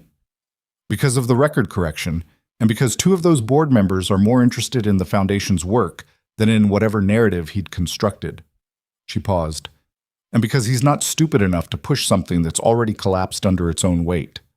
Liam thought about this. He thought about the termination report, the corrected version that would replace it, the language that would now say what actually happened instead of what Hargrove's 2-minute judgment had decided. A document, a correction. Not nothing. Not everything, but not nothing. Thank you, he said. For the board meeting. For this morning. For... He stopped, because the list was getting long and specific and personal in a way that the corridor outside a boardroom wasn't quite the right venue for. Victoria looked at him. She had the composed expression she usually wore, but there was something around the edges of it that was less composed, something that looked like it was making a decision about itself. "Don't thank me," she said. "You did the work. I corrected a wrong. Those are different categories. They're both worth acknowledging." She looked at him for a moment. Then she said, "Sophie learned the second Bach invention this week. She sent me a recording. I listened to it 3 times on Tuesday evening instead of reading the brief I was supposed to read." He looked at her. "How was it?" "The voices don't follow each other anymore," she said. "They're independent." He held that for a moment. "Good," he said. She nodded and said she had a call in 10 minutes and walked back toward her office, efficient and directed. And he watched her go and thought about the 3 months since a music room door had been cracked open in a building where he pushed a mop cart, and all the things that had moved in those months. Slowly, imperfectly, without plan, the way actual things move. He went back to his office and sent the curriculum proposal to Adler with a 3-page addendum he wrote in 45 minutes on early music education for blind children, drawing on everything he'd developed with Sophie and everything he'd been reading since, and at the bottom he included his direct number and said to call anytime. Then he got to the rest of the day's work, which was considerable. That Saturday, he told Sophie that the record had been corrected. He told her plainly, before the lesson started, because he thought she deserved to know, and he thought she was old enough to understand what it meant. She sat at the piano with her hands in her lap and listened to him explain it, and when he was done, she was quiet for a moment. "Did Mr. Hargrove get in trouble?" she asked. "That's not my call," he said. "But did he?" "He's still at the company," Liam said. "Some things get corrected formally. Other things, you just have to live with knowing what happened and who did what." Sophie thought about this. "That doesn't seem right." "No," he said. "It doesn't." She was quiet for another moment, then, "My mom did something about it, though." "She did." Sophie's face did something complicated and quiet that he didn't try to interpret. She turned toward the keys. "Can we work on the Chopin today? The Nocturne? I've been thinking about what you said about Chopin and Poland, and I think I understand something different now than I understood before." "Show me," he said. She played the Nocturne. It was different from the last time he'd heard her play it. Measurably, specifically different, in the way that understanding changes performance in ways that have nothing to do with technique. The same notes, the same tempo, the same hands on the same keys, but the underneath of it was altered. Something in the left hand's patience with the right, the way it held steady while the melody searched, the way it didn't rush resolution, had the quality of someone who had recently learned something true and had found it in the music before they found it in words. When she finished, he didn't say anything for a long moment. "What do you hear that's different?" he asked. "The left hand knows it's not going home," she said. "Before I was playing it like maybe it would get to go home at the end. Now I think it knows from the beginning, and it's okay anyway. It keeps playing anyway." The room was very quiet. The afternoon light was on the piano. "Yeah," Liam said. His voice was level. "That's it. That's exactly it." She played it again. He listened. He thought about the concerto's third movement, 22 measures now, rough and real and moving in the right direction, and what it was reaching toward. He thought about what Sophie had just said. It knows from the beginning. And it's okay anyway. It keeps playing anyway. After the lesson, Victoria picked Sophie up, which she'd been doing for the past 2 Saturdays. Arriving 10 minutes early, sitting in the hallway on the bench outside the music room, reading on her phone with the kind of focused distraction of someone who is trying not to listen and listening anyway. This time, when Sophie came out, Victoria stood and helped her with her jacket, and Sophie let her, which was not always the case. Sophie had strong opinions about assistance she hadn't requested and wasn't shy about expressing them. But she let her mother button the top button that she'd missed, and Victoria did it without making it a moment, just the practical gesture of a parent who is paying attention, and Sophie moved on down the hall without comment. Liam watched this from the doorway of the music room. Victoria glanced back at him. She looked like she was going to say something, something that wasn't work, wasn't the board, wasn't the curriculum. She held it for a moment. Then she said, "See you Wednesday," which was their next scheduled check-in, and walked down the hall with her daughter. He watched them go. Sophie's hand found her mother's arm partway down the corridor. Not requesting guidance, just making contact, the absent, habitual touch of someone who knows where they are and simply wants to be connected to someone. Victoria's hand came up and covered Sophie's without breaking stride. He stood in the doorway and watched them turn the corner. Then he went back inside and sat at the piano for a while. Not to practice, not to work on the concerto, just to sit with his hands on the keys and let the afternoon be what it was. He played the opening of the third movement, the 22 measures that existed.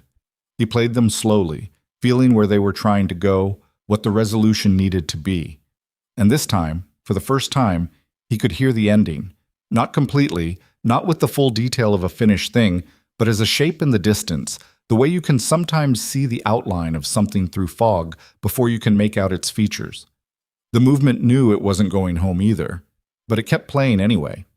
And in the keeping playing, in the decision to go on without the guarantee of arrival, there was something that was not loss and not triumph, but something more honest than either. Something that felt, when he played it through at the tempo it wanted, like exactly the right ending for the piece this concerto had always been trying to be. He sat with his hands on the keys after the 22 measures ended, in the space where the rest would be. He could hear it coming. He didn't know yet how many sessions, how many early mornings, how many days of carrying it before it arrived. But he could hear it. That was new. That was enough. He got up, locked the room, and went to pick up his daughter from Mrs. Okafor's apartment, where she had apparently spent the afternoon attempting to teach Mrs. Okafor's cat to respond to her name, with limited success. Lily reported this with detailed analysis of where the experiment had gone wrong and what she'd try differently next time. And Liam listened the whole way home and made dinner and helped with homework and did the dishes and thought about the third movement and didn't think about it, both at the same time, the way the mind holds a problem even when you're not looking at it, turning it over in the dark. He fell asleep before 10, which was early for him these days. He slept deeply and without the specific quality of restlessness that had characterized most nights for the past 3 years. In the morning, he got up before 6 and sat at the kitchen table with his laptop and his coffee and his headphones, and he wrote. The 23rd measure arrived, and then the 24th, and then a passage of 5 measures together that he played through twice and didn't change, which was unusual. He changed everything at least twice, because it was right the first time. Outside the kitchen window, the city was dark and beginning to lighten. Lily was asleep. The coffee was getting cold. He picked up the mug without looking at it and kept writing, and the music came in the way it came when it was ready, which was not gently but insistently, like something that has been waiting a long time and has decided it is done with patience.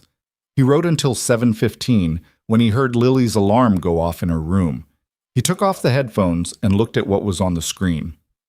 41 measures of the third movement, rough and real and structurally sound. The shape of the ending visible and close. He saved the file. He named it for the first time. He'd been leaving it untitled since January, a superstition about naming things before they were ready. He named it Now, for what keeps playing. He made Lily's breakfast and heard her moving around in her room and thought about April, which was 6 weeks away. He thought about the Harmon Philharmonic and James Whitfield and the benefit concert and whether 41 measures would become a finished third movement in 6 weeks, which was uncertain, which was the condition of all things worth finishing. He thought it would. He thought he knew now what the ending needed to say and that the saying of it was within reach. He had been wrong about things like this before and might be wrong again, but he thought it. When Lily appeared in the kitchen doorway with her hair sideways and her elephant under her arm, she looked at him at the table with the laptop and the cold coffee and the expression of someone who had been up since before the sun. "You were writing music," she said. "Yeah." She climbed into her chair. "The good kind or the kind that makes you frustrated?"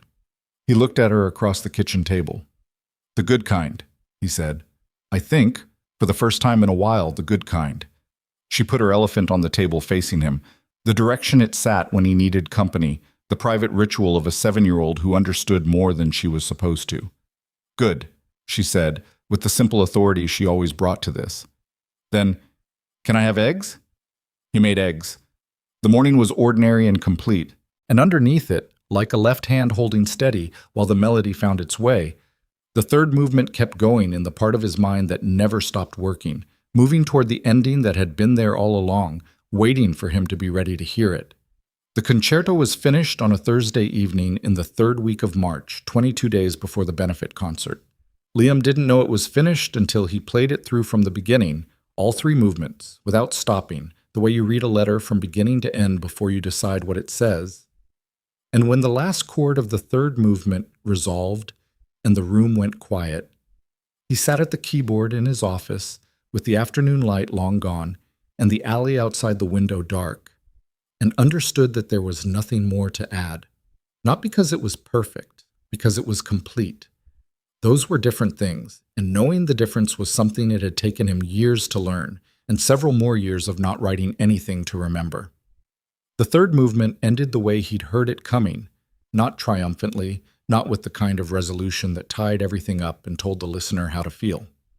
It ended with the piano alone, a single melodic line in the right hand, unaccompanied, moving through the same harmonic territory the whole concerto had been circling since the first movement. And then it didn't resolve into arrival. It resolved into continuation. The final phrase didn't land. It opened, like a door left ajar rather than shut, like the suggestion of a next room rather than a conclusion. He'd been afraid for months that this ending was a failure of nerve, that he was leaving it open because he didn't know how to close it.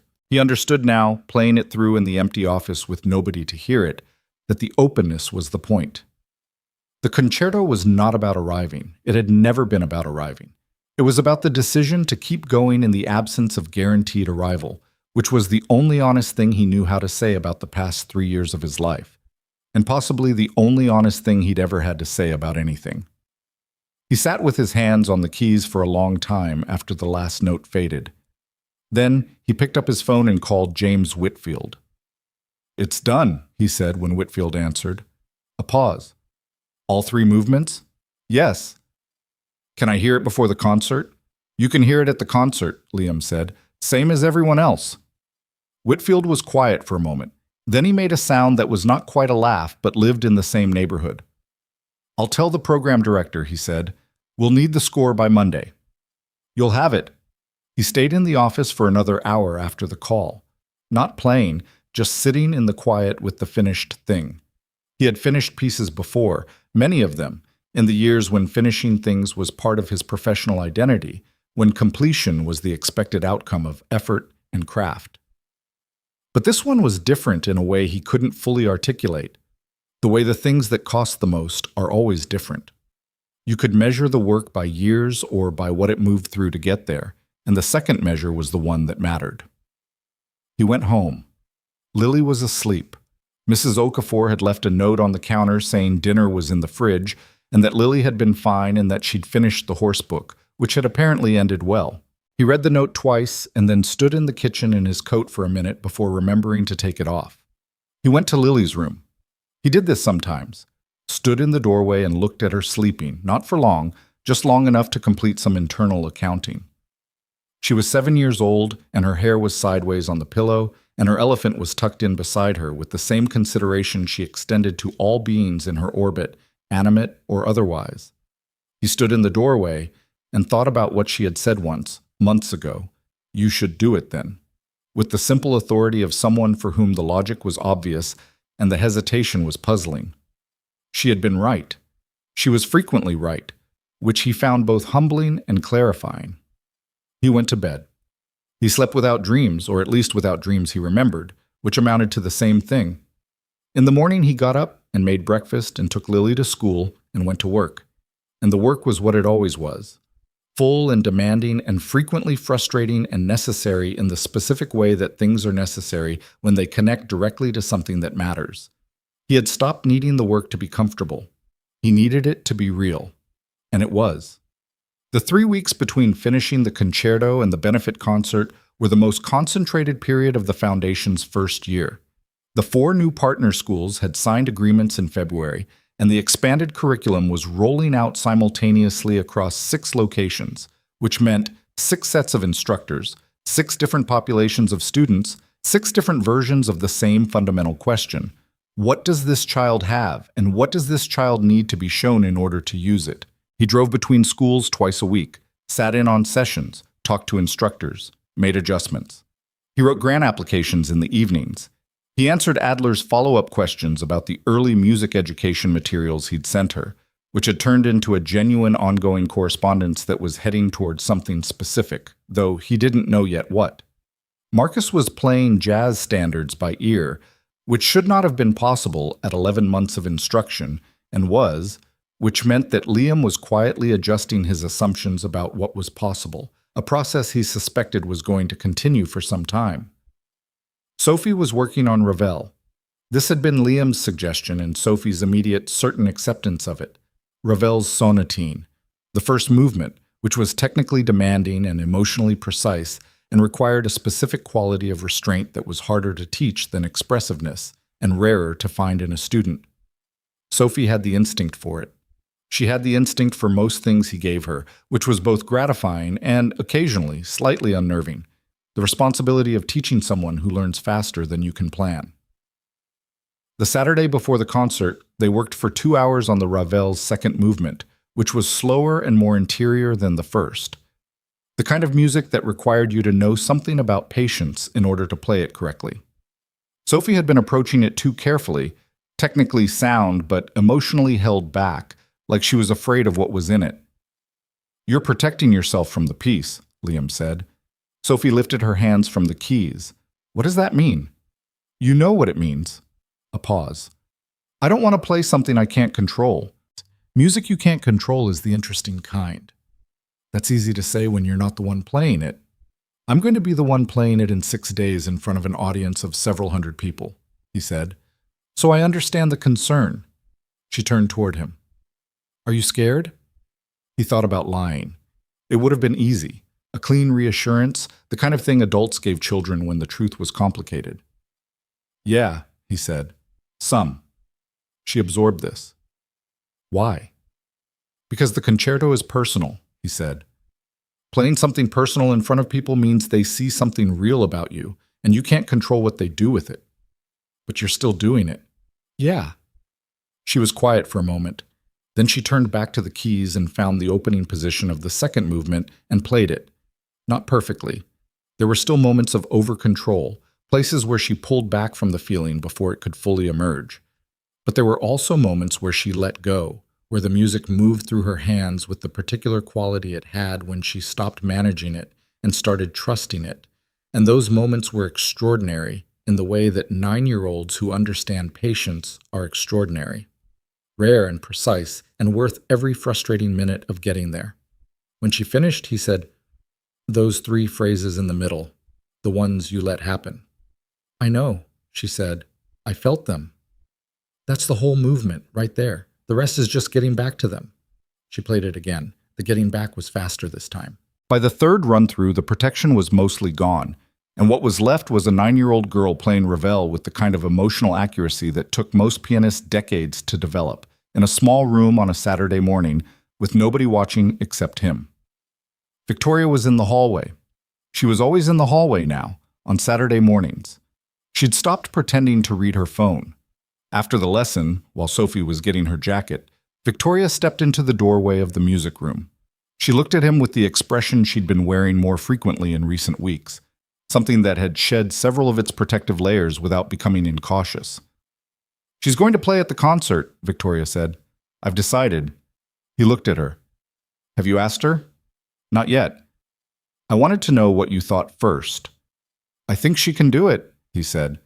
"I think she's ready for a real audience. She needs to understand that the music doesn't change because people are watching." "Does she know that?" "She's starting to. The Ravel today..." He paused, thinking about those 3 phrases. "She's getting there." Victoria leaned against the door frame. "What would she play?" "The Chopin Nocturne," he said. "She knows it from the inside out. It's the piece she understands the deepest." He paused. It's also the piece that she learned the most from. Letting her play it for people it's giving the thing back to where it came from. Victoria looked at him for a moment. Something in her face was doing the complicated, quiet thing it did when she was processing something that wasn't work, something that required a different part of her. "Okay," she said. "I'll ask her tonight." Sophie said yes before Victoria finished the sentence. The benefit concert for the Harmon Philharmonic's Arts Education Initiative was held on a Friday evening in April. The venue was the Harmon Concert Hall itself. 3,000 seats, acoustic engineering that cost more than most houses, the kind of room that had a specific quality of silence before the music started, a held breath quality, like the room itself was waiting. Liam arrived 2 hours early for rehearsal. He had rehearsed with the Philharmonic twice in the preceding 2 weeks. The orchestra run-through of the concerto, which had been necessary and strange and occasionally wonderful, the experience of hearing the piece he'd written in his kitchen at 5 in the morning expanded into something that filled a room. The musicians were good. The conductor, a compact, precise woman named Everts, who had opinions and was not shy about them, had asked him 3 questions about the third movement that were the 3 exactly right questions, and his answers had been sufficient, and after the second rehearsal she'd said, "This is a real piece of work," in a tone that left no room for politeness, which was the only kind of compliment he trusted. He stood on the stage alone for a few minutes before the orchestra arrived. The hall was empty, house lights still up, seats all dark velvet and waiting. He looked out at the rows and thought about the last time he'd stood on a stage, which had been in a different city, a different life, a version of himself that had been real and was also gone, the way things can be both simultaneously. He didn't feel grief about it, standing there. He felt something more like acknowledgement. Yes, that happened. Yes, it ended. Yes. Here is what came after, and after is not lesser. It is just different. It is just where the music went next. He sat at the piano. He played a single chord and let it ring in the empty hall and listened to the acoustics carry it, the way the room caught sound and held it before releasing it, and thought that this was one of the things about music that he had never been able to explain to people who didn't play. The way a room participates, the way the space is part of what happens. The orchestra arrived. Everts ran them through the concerto's first movement for timing and then let the rest go until the performance, which was her style. She trusted prepared musicians and didn't over-rehearse.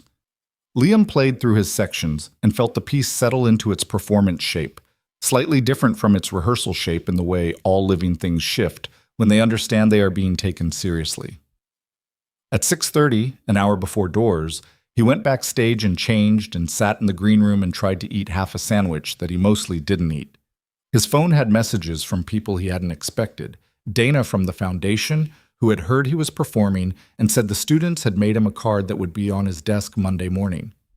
Mrs. Gaines from Marcus's school, a text that said simply, "Marcus told me. Go play." He read these and put his phone in his bag. His phone buzzed one more time. He looked at the screen. It was Lily. A photo. She was in the audience already. Mrs. Okafor had brought her early, per arrangement, and the photo was of the empty stage taken from what appeared to be the 5th row center. She'd added no caption because she was 7 and captions were not her medium. The image was slightly blurry and slightly sideways and was the most important thing he'd seen all day. He put his phone away and sat in the green room with the half-eaten sandwich and the sound of the orchestra warming up beyond the walls, and thought about nothing specifically, which was the closest he could get to the stillness he needed before he played. Victoria brought Sophie backstage at 6:45. Sophie was in a dark blue dress, well, not a formal gown, something more like a very good version of what she wore normally, which had been, Victoria had mentioned, a negotiation. Sophie had opinions about what she wore on stage that turned out to be quite specific and had required 2 shopping trips to resolve. She navigated the backstage corridor with her hand on Victoria's arm, not because she needed the guidance, but because she wanted the contact, which was a distinction that had taken Victoria some time to understand and that she now understood clearly. She was carrying the elephant keychain in her free hand. Not her bag, just the keychain, held between her fingers. Her version of a talisman, which she would have denied if asked. When she found Liam by his voice in the green room, she stood in front of him and said, "Are you still scared?" "Still some," he said. "You?" She thought about it seriously, the way she thought about everything. "I'm scared that the music won't sound like it does when I play it alone," she said, "that people being there will change it." "People being there does change it," he said. "It makes it more, not less. The music goes somewhere when someone hears it. That's the whole point of playing it." She considered this. Like, how the room participates? He looked at her. He hadn't said that to her. He'd thought it an hour ago, sitting at the piano alone in the empty hall. "Yeah," he said. "Exactly like that." She nodded once, certain, and handed the elephant keychain to Victoria without explanation and said she was ready. Victoria looked at the keychain in her hand and then at her daughter's back as Sophie moved toward the stage door, and something in her face was open in a way that people's faces rarely are in public, a layer down from the composed surface she wore most of the time, something unmanaged and genuine and slightly undone. She caught Liam looking and didn't correct the expression. She just let it be what it was. "She's going to be wonderful," he said. "I know," Victoria said.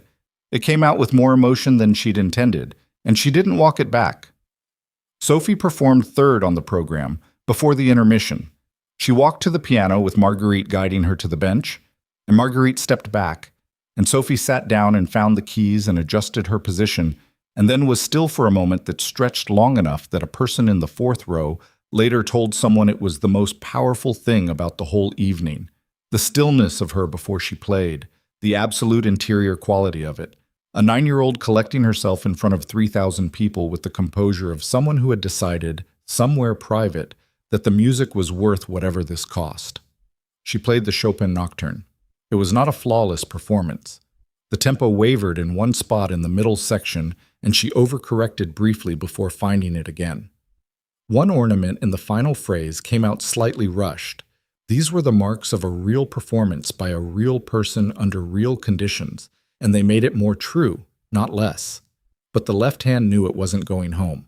She played it exactly as she'd described it, knowing from the beginning, playing anyway. And 3,000 people who had not been told anything about this child or her story, or the music room on the 42nd floor, or the janitor who had heard her struggling and sat down beside her and shown her where Dee actually was, felt something move in the hall that was not sentimental and was not easy to explain. Liam was in the wings. He watched her play. He thought about the first night, the barely cracked door, the broken Schumann, the small voice saying, "You know where Dee is." He thought about the chord resolving after 6 days of not resolving. He thought about all the Sophies, all the children in all the rooms who were saying to themselves, you know, just reach, and whether anyone was going to sit down beside them, and whether the foundation's work was large enough and good enough, and whether the curriculum would do what he believed it could do. He didn't know. He knew he was going to keep trying to find out. Sophie finished. The hall was quiet for a moment. Not the uncertainty of an audience that doesn't know how to respond, but the different silence of people who need a second before they can move. Then the applause came, and it was real and sustained, and Liam watched Sophie stand from the bench and bow in the direction of the sound, with a slight smile that was not performed and not humble, just honest. The smile of someone who has played the thing they needed to play in front of the people who were there to hear it, and the hearing has happened, and that is enough. Victoria, in the front row center, was on her feet. She was not the first person standing, but she was standing before most of the orchestra level, and she was not, for once, managing her expression at all. She clapped, and her face was fully open, and she was not thinking about the quarterly projections or the board or the partnership agreements or any of the 12,000 things that moved through her mind on any given day. She was watching her daughter take a bow, and she was present for it, completely and without reservation, in the way she had been learning, slowly, imperfectly, with significant backsliding on difficult weeks, to be present for things that mattered. Marguerite, 3 seats down, was crying and not bothering to conceal it. Sophie came off stage. She found Liam in the wings by his breathing. She told him once that she knew where people were by how they breathed, which he'd believed immediately, and filed his information about what it meant to truly pay attention to the world. She walked to him and stopped close. "How was it?" she said. "Real," he said. It was real. She nodded. This was enough. She leaned against the wall beside him, and they stood together in the wings while the next performer went on, and Sophie listened to the music from the stage with the same total body attention she brought to everything, and Liam stood beside her and breathed and waited for his own part of the evening. The concerto was the second half's anchor. He walked on stage to applause that was warm but not yet personal. He was not well known here, was not the primary draw for most of the audience, and sat at the piano and looked at Evarts and gave her the nod that meant ready, and she raised her baton, and the orchestra began. The first movement went the way first movements do when a piece has been prepared correctly and the room is right, cleanly, with the specific momentum of something that knows where it's going. He played and listened simultaneously, the split attention that performance required, tracking his own hands and the orchestra and the room all at once.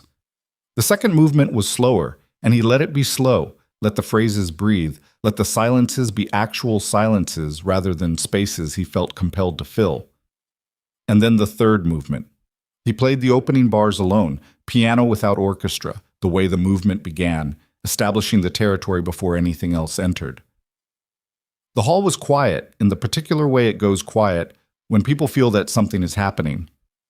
He played the first section through, the orchestra coming in gradually, building the architecture of the thing he'd written in early mornings and late nights over months, the thing that had been in him for 3 years looking for a way out.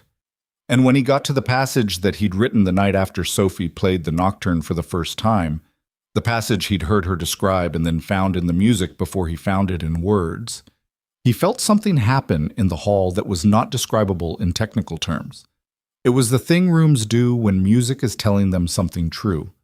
3,000 people breathing at the same rate for a moment, without knowing they were. The movement didn't arrive. It opened.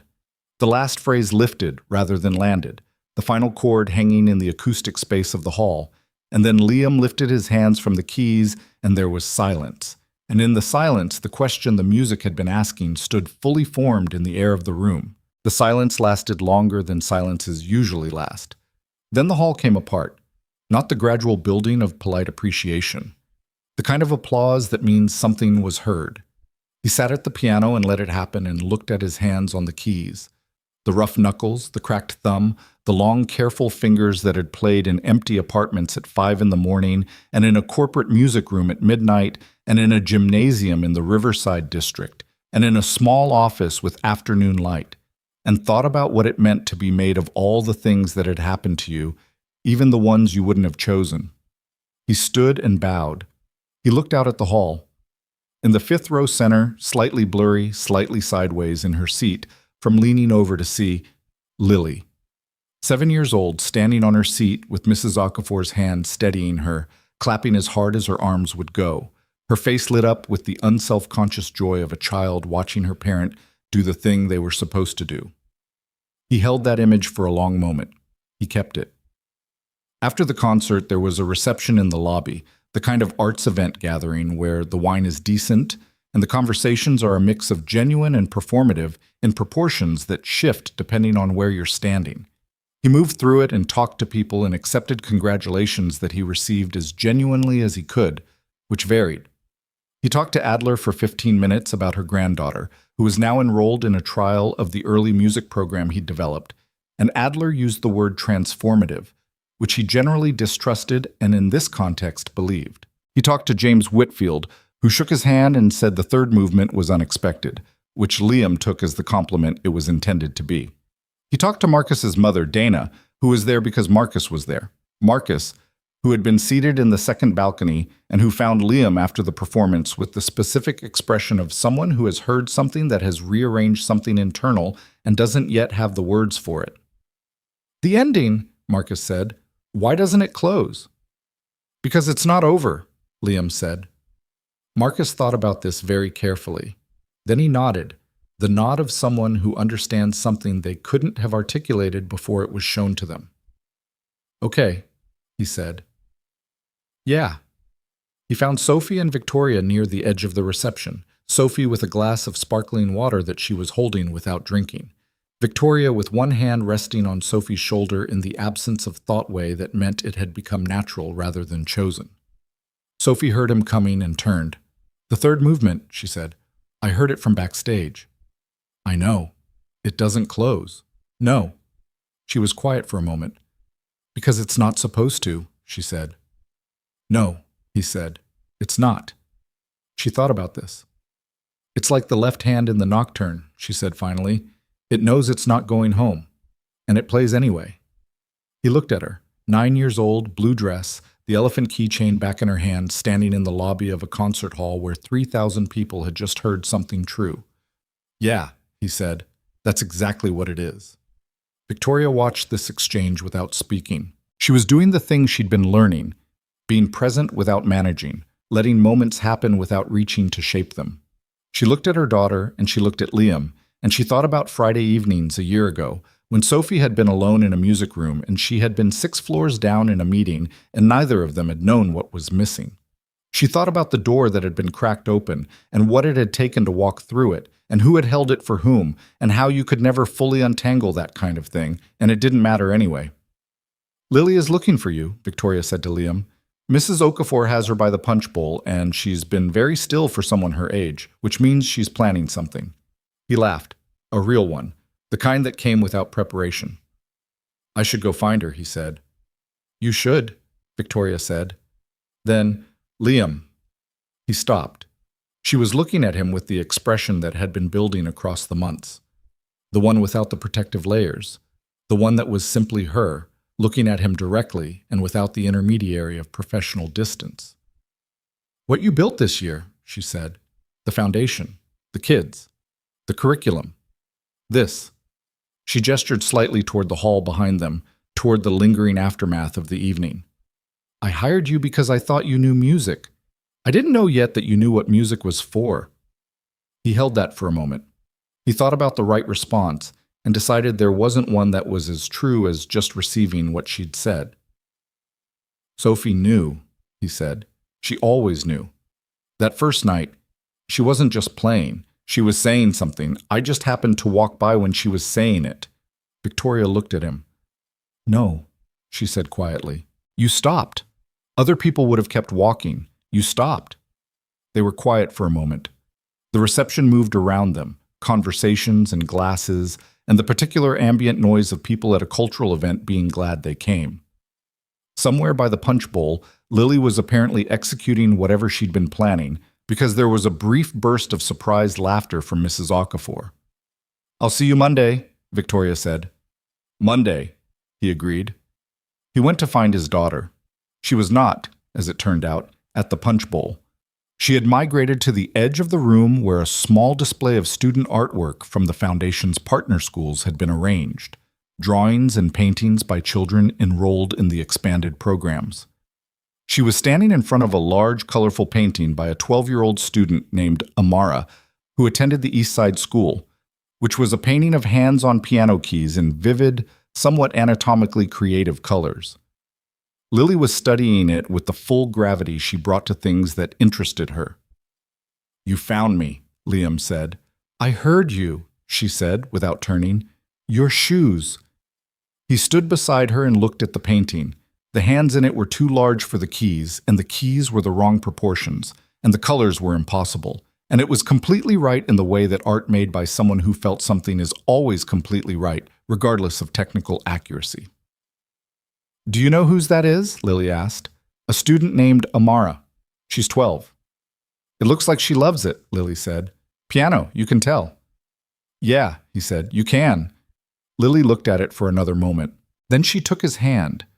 Not the way she took it when she needed something, but the way she took it when she was just claiming the fact of him, the simple fact of his presence beside her, which was its own complete thing.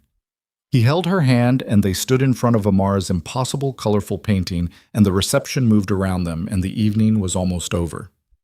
"Dad," Lily said. "Yeah." "I liked the ending, the part where it didn't close." He looked down at her. 7 years old, her mother's eyes, her grandmother's stubbornness, the rabbit keychain on her backpack across the room. "You understood that?" he said. "It means it keeps going," she said simply. "Right?" He tightened his hand around hers. "Yeah," he said. "That's right. It keeps going." She leaned against his side, comfortable and unself-conscious, and they stood there for a while longer.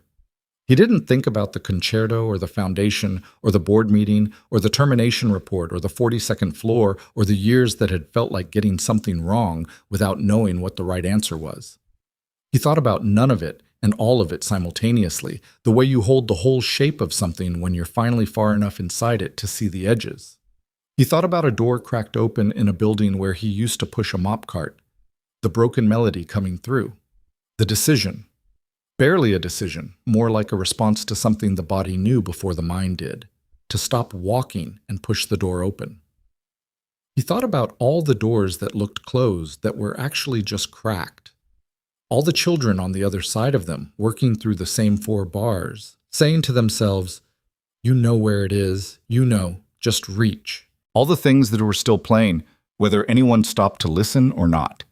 He stood with his daughter in the lobby of the Harmon concert hall while the evening finished itself around them and held her hand and listened to what kept playing. It was enough. It was more than enough. It was, in the way that only certain things are, the chord resolving, the door opening, the left hand holding steady while the melody found its way home, exactly what it was supposed to be.